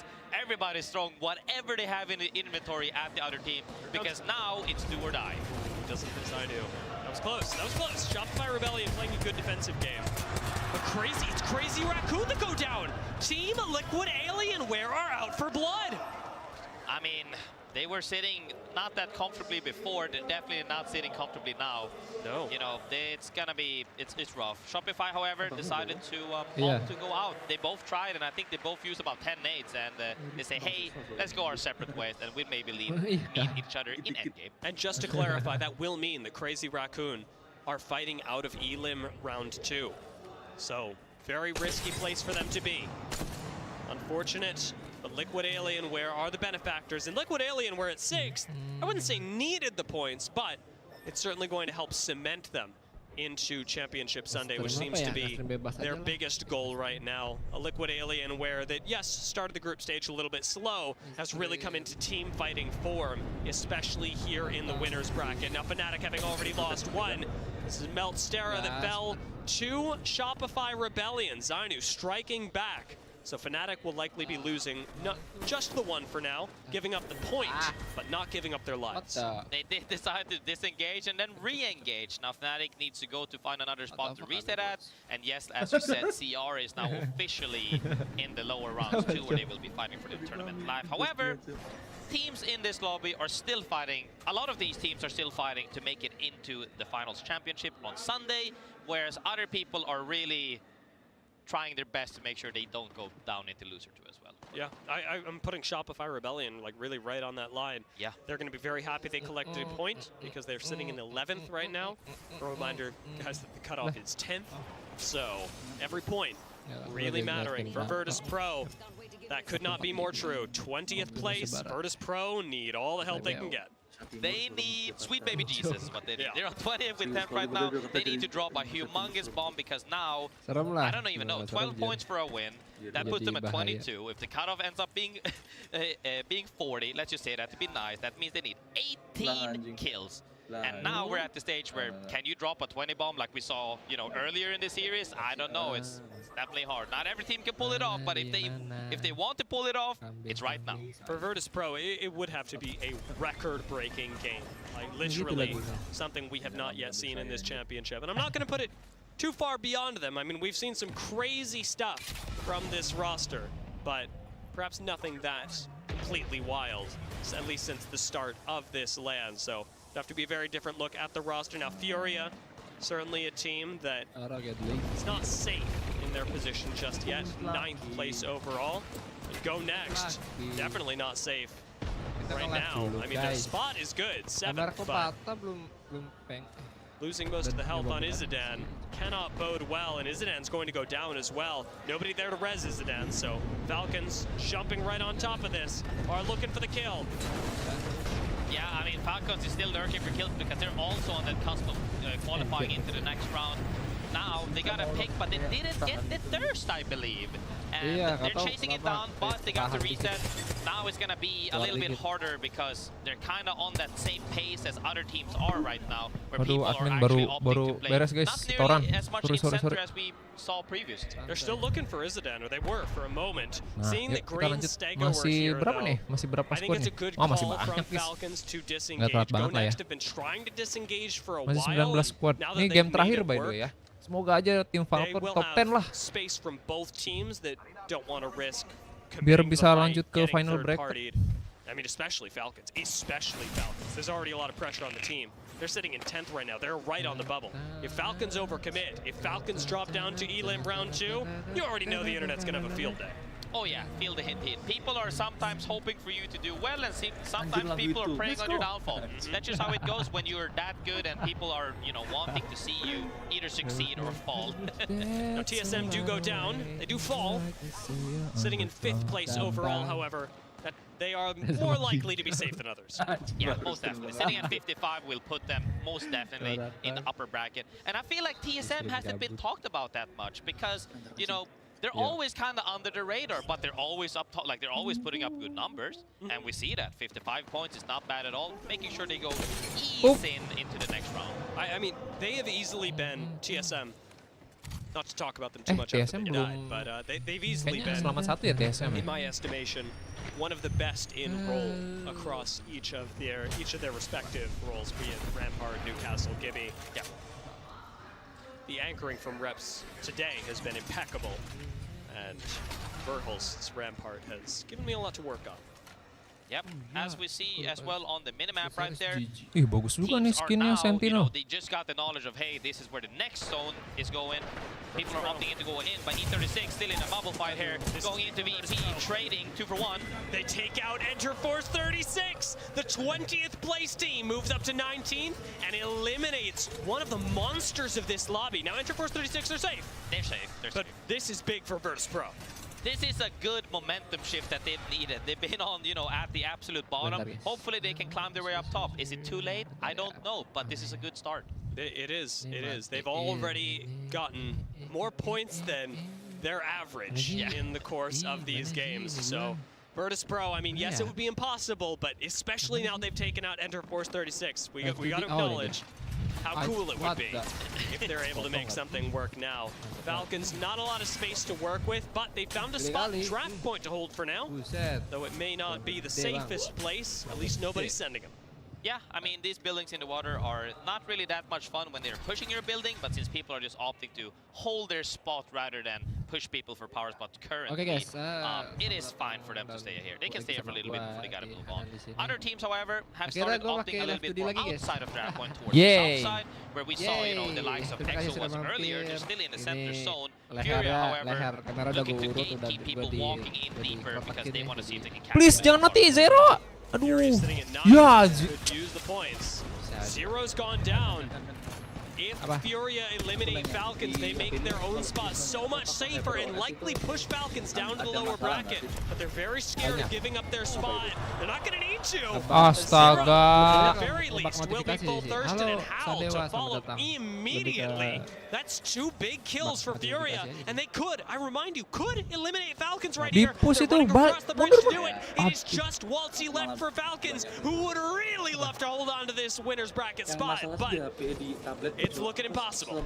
Yeah, Falcons right now running for their life to make sure they don't fall into the other lobby downstairs. And now Waltzy trying his best, you know, but he's getting chased down by Furia slowly but surely. Will he run into Furia or will he run into the other teams on edge, also rotating in currently? I think Furia are going to give up the chase. Waltzy's gone a pretty far distance. And never mind! Vaxlon arrives from the sky. He's looking. He hasn't found him yet. He hasn't found him. Waltzy's getting out. Waltzy's going back for the banners. Oh, he's actually making out. That was a great rat play. He actually waited for them to keep going to the opposite side, and now he's just full on sprinting. He actually managed to get both banners. Gelo, keambil guys, bannernya guys. He does have a Moby, but if he pops that too early, other teams will most definitely look to punish that. However, if he can make it to maybe a taller building where there's an upper floor, things could happen for a good reason. I thought he was cooked. But no, suka hilang this would be biji, what an nggak tahu- incredible comeback nggak it would tahu be kenapa tuh. for Terus Waltzy to setelah get the datang rest of the team back in. notifikasinya. At this point, just surviving is enough for Falcons. Oh. As the respawn goes off, Aduh. Gaming Gladiators find them. Waltzy is down, but Falcons are still respawning. They've got to survive Gaming Gladiators. Can they do it? As Hal and Zero jump out of the dropship. Zero is history, and Hal hits the floor, immediately picks him up. Furia are here to say thanks, but no thanks. And Imperial Hal goes down. Team Falcons are out. And Furia secure their spot over Team Falcons on Sunday. Falcons currently sitting in 10th are almost sure to lose their spot, are almost sure to be playing out of Elim round 2. They would need more Aduh, tim teams Falcon to not ke get any points loser off bracket as well. anjir. We're Berarti only suara talking gua about masuk. 3 points, 6 points, 8 points. You know, the likelihood of them going into the lower bracket is very high. However, on the other side of things, you know, Furia got a few amount of points. Shopify Rebellion still in it to make it. A lot of these teams are looking to solidify their spot Kita at main the top. Rocket League guys. Kalau tahu mobil yang bisa Dodging in and terbang, out of our ini main bola. stars. It's not looking good for them as the pressure is really on in E-District. Timmy's gonna get to pop that down low. BTW, thank you ya Sendewa Whether udah this roster, much like I was thinking about Falcons earlier, ngingetin apa? you wonder whether they'll really be Itu kan able to suara gua survive. kecil. 100 Thieves are Oh. 12th right now, so survival does mean Suara lu quite a mirip bit. Bang Deksel, As they are Bang. right on the cusp Hah? of being able to Iya, Bang. overtake a team like Mas, Falcons. mungkin itu kali Bang Deksel yang ngikut-ngikut aja kayak suara Timmy getting Iya chased emang. out of Alliance, 100 Thieves gets eliminated on 12th spot, I believe. So they are also Sebenarnya kameranya masih agak-agak Alliance, nggak however, jelas sih, almost got lehernya punished here by VP, as VP is still in it. It might have been 20th, but they are racking up kills right now. That's another one. Another big Masih- point going to lah, Virtus kenapa? Pro. Now they're still sitting in 19th. Kenapa ntar short But pagennya kenapa every agresif lah? kill, every point is gonna matter. I don't know, man. This miracle run, I mean, it's Iya, Cok, building, bentar. but it would be it would have to be something else. It would have to be an inhuman game from Virtus Pro. I can't bring myself to deny it, but I can't be sitting here and telling you it's likely. I'm not saying it's likely, but there's a possibility when you have that 110 anjir. fighting Furia. This means Wah, the world of 181. Fnatic. Furia just looking for the extra points. UKF Hmm. drops down. Ini yang It's gede Madness sebelah. that's going to fall Gennya first. tuh. Trade on Leica though, as Green Stake Walah, satu one shot. trades back onto UKF and it's just Meltstera who would sure love to take out Furia. Loh. Oh, it's getting shot from Loh. above by Green Stake. Loh. Pistolnya nggak keluar anjir, malah pisau-pisau dia.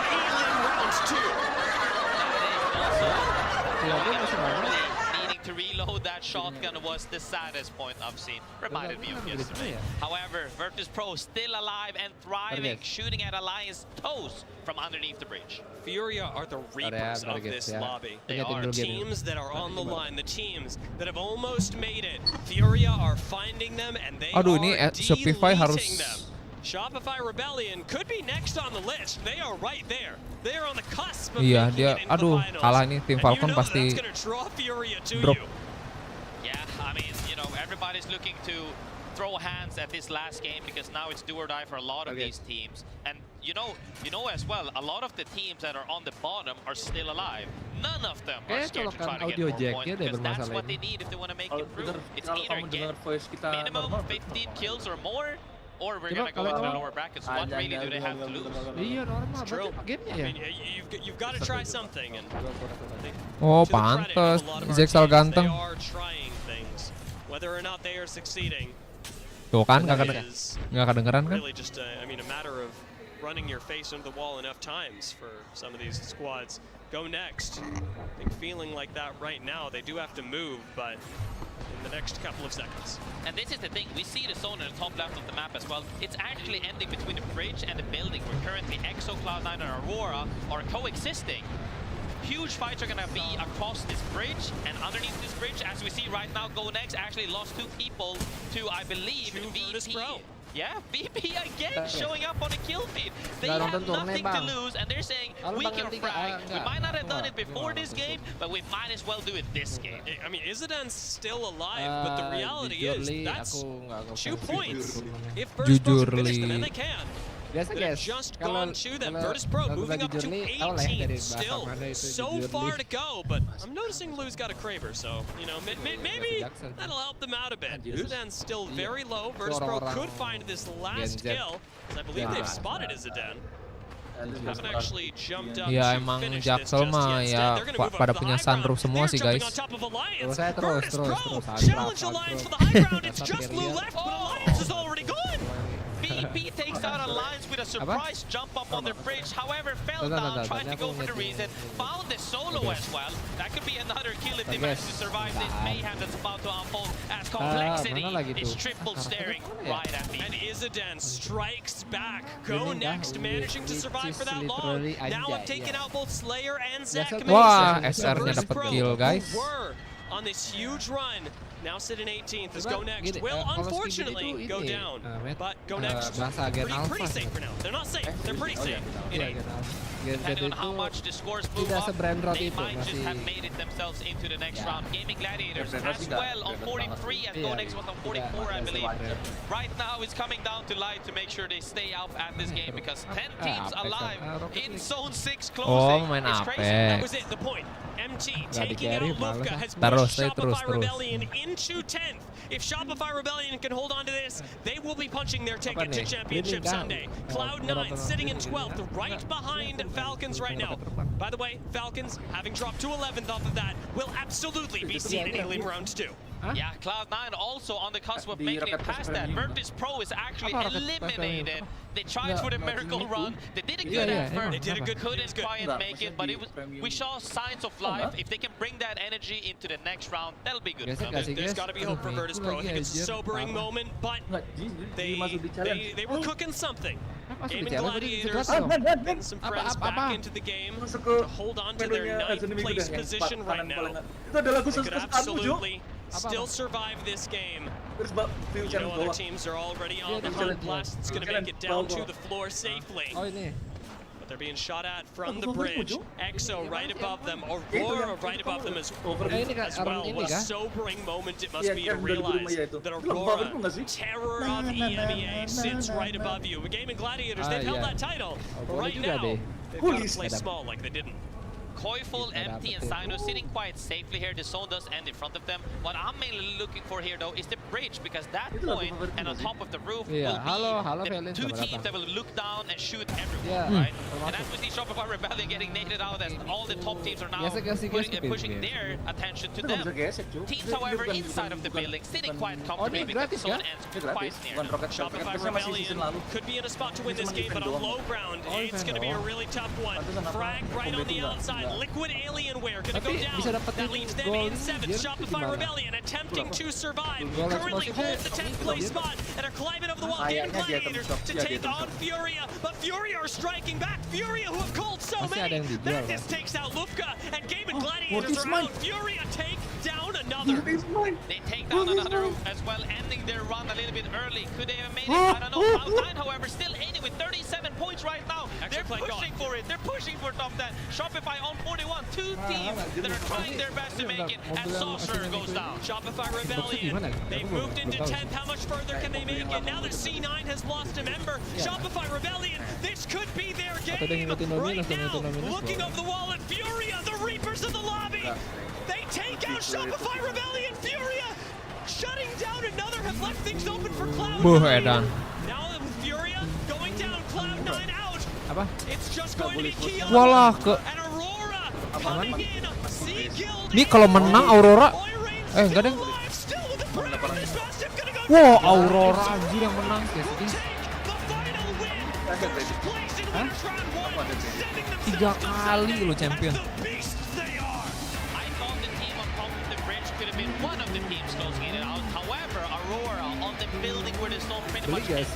Held the rooftop, dropped down and killed everybody. I even think they took out a member of C9 before they closed out that game. They've had a phenomenal run in this series. I believe that pushes them up almost 100 points, dominating.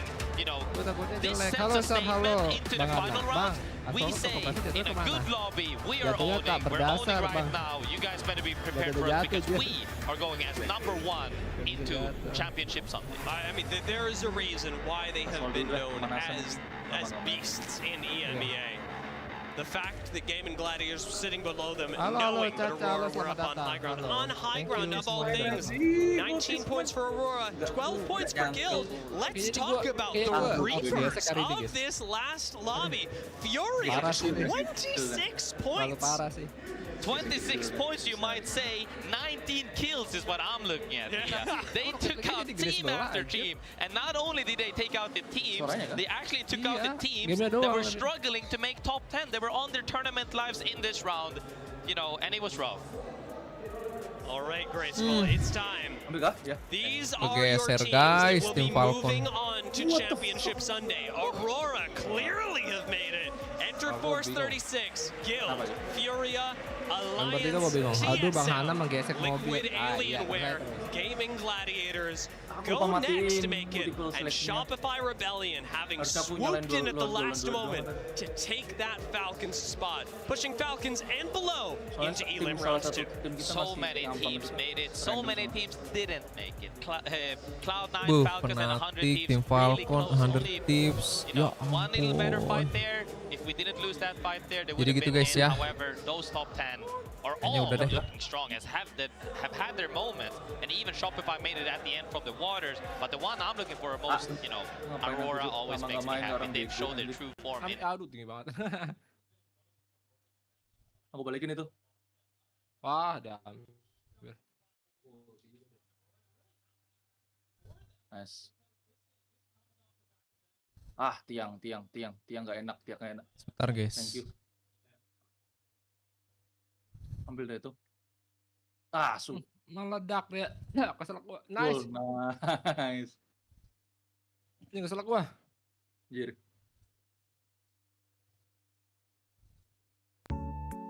Lepas 2 orang loh. Cek audiomu kah kayaknya. Settingan mono anjir. Wah, Iya, geser aja terus. main kayak gitu.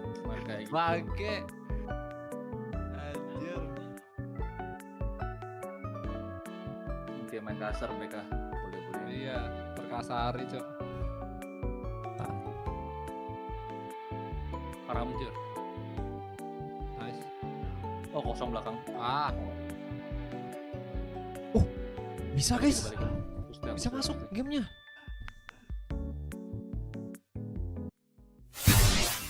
Miss dia. What the fuck?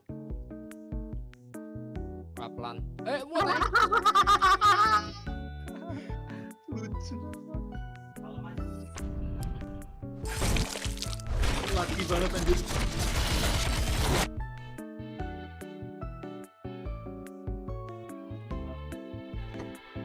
Holy shit, pins.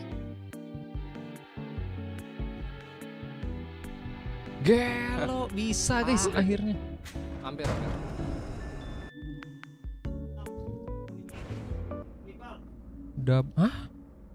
Let's go. Double barrel shotgun, medical kit, green gel, gila. ball, and poison ball acquired.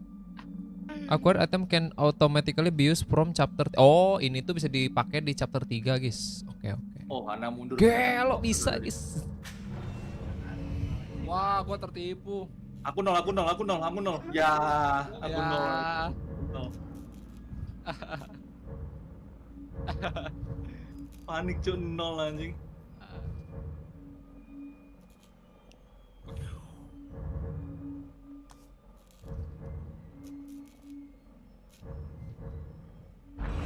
Mas. Maju kah? Aku rotasi.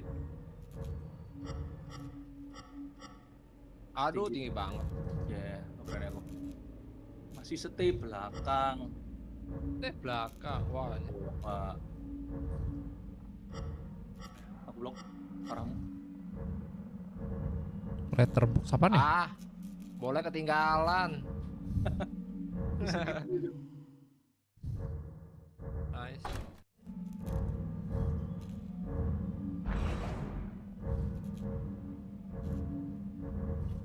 Oh, tak kira kena. kira kena. Aduh, bahaya. Aku double comment sama temen. Interak mah ini aja kali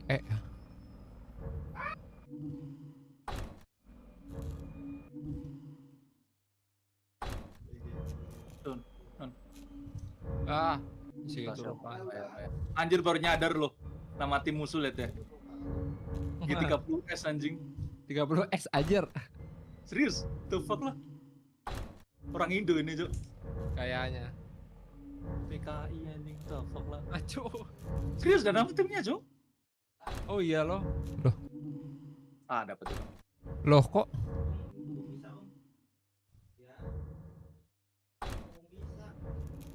Wah anjir. Oh, thank you. Aku fakta tadi. Bahaya.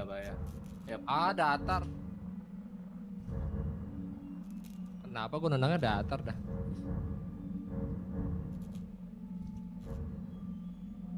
Nice. Aku di belakang. Kenapa datar mulu sih? Astaga. Sprint, shift, reload, R, inventory, V. Nice. Fucked up wave dash anjing. Inventory ganti tab aja kali ya. Nah. Aku blok. Belakang bahaya. Yap. Harusnya duel 2 anjir, saudari. Santai aja. Oh, nekat. Gelo bisa guys. Nice. Aku ambil. Malah dah. Aku 50. Udah ada bus. Yes, yang penting udah bisa dulu ya. Yaudah guys, kayaknya kita off dulu stream turnamen Apex-nya. Jadi tim Falcon akhirnya ke loser bracket. Ente dah, pasti gue yakin dia masuk lagi sih ke final bracket ya. Yaudah guys, kita nanti mau live lagi, kayaknya live balapan ya, lanjut balapan. Gue ganti stream dulu guys. Thank you semuanya yang udah nonton, yang udah like, yang udah subscribe, yang udah mampir. Thank you. See you and bye-bye guys.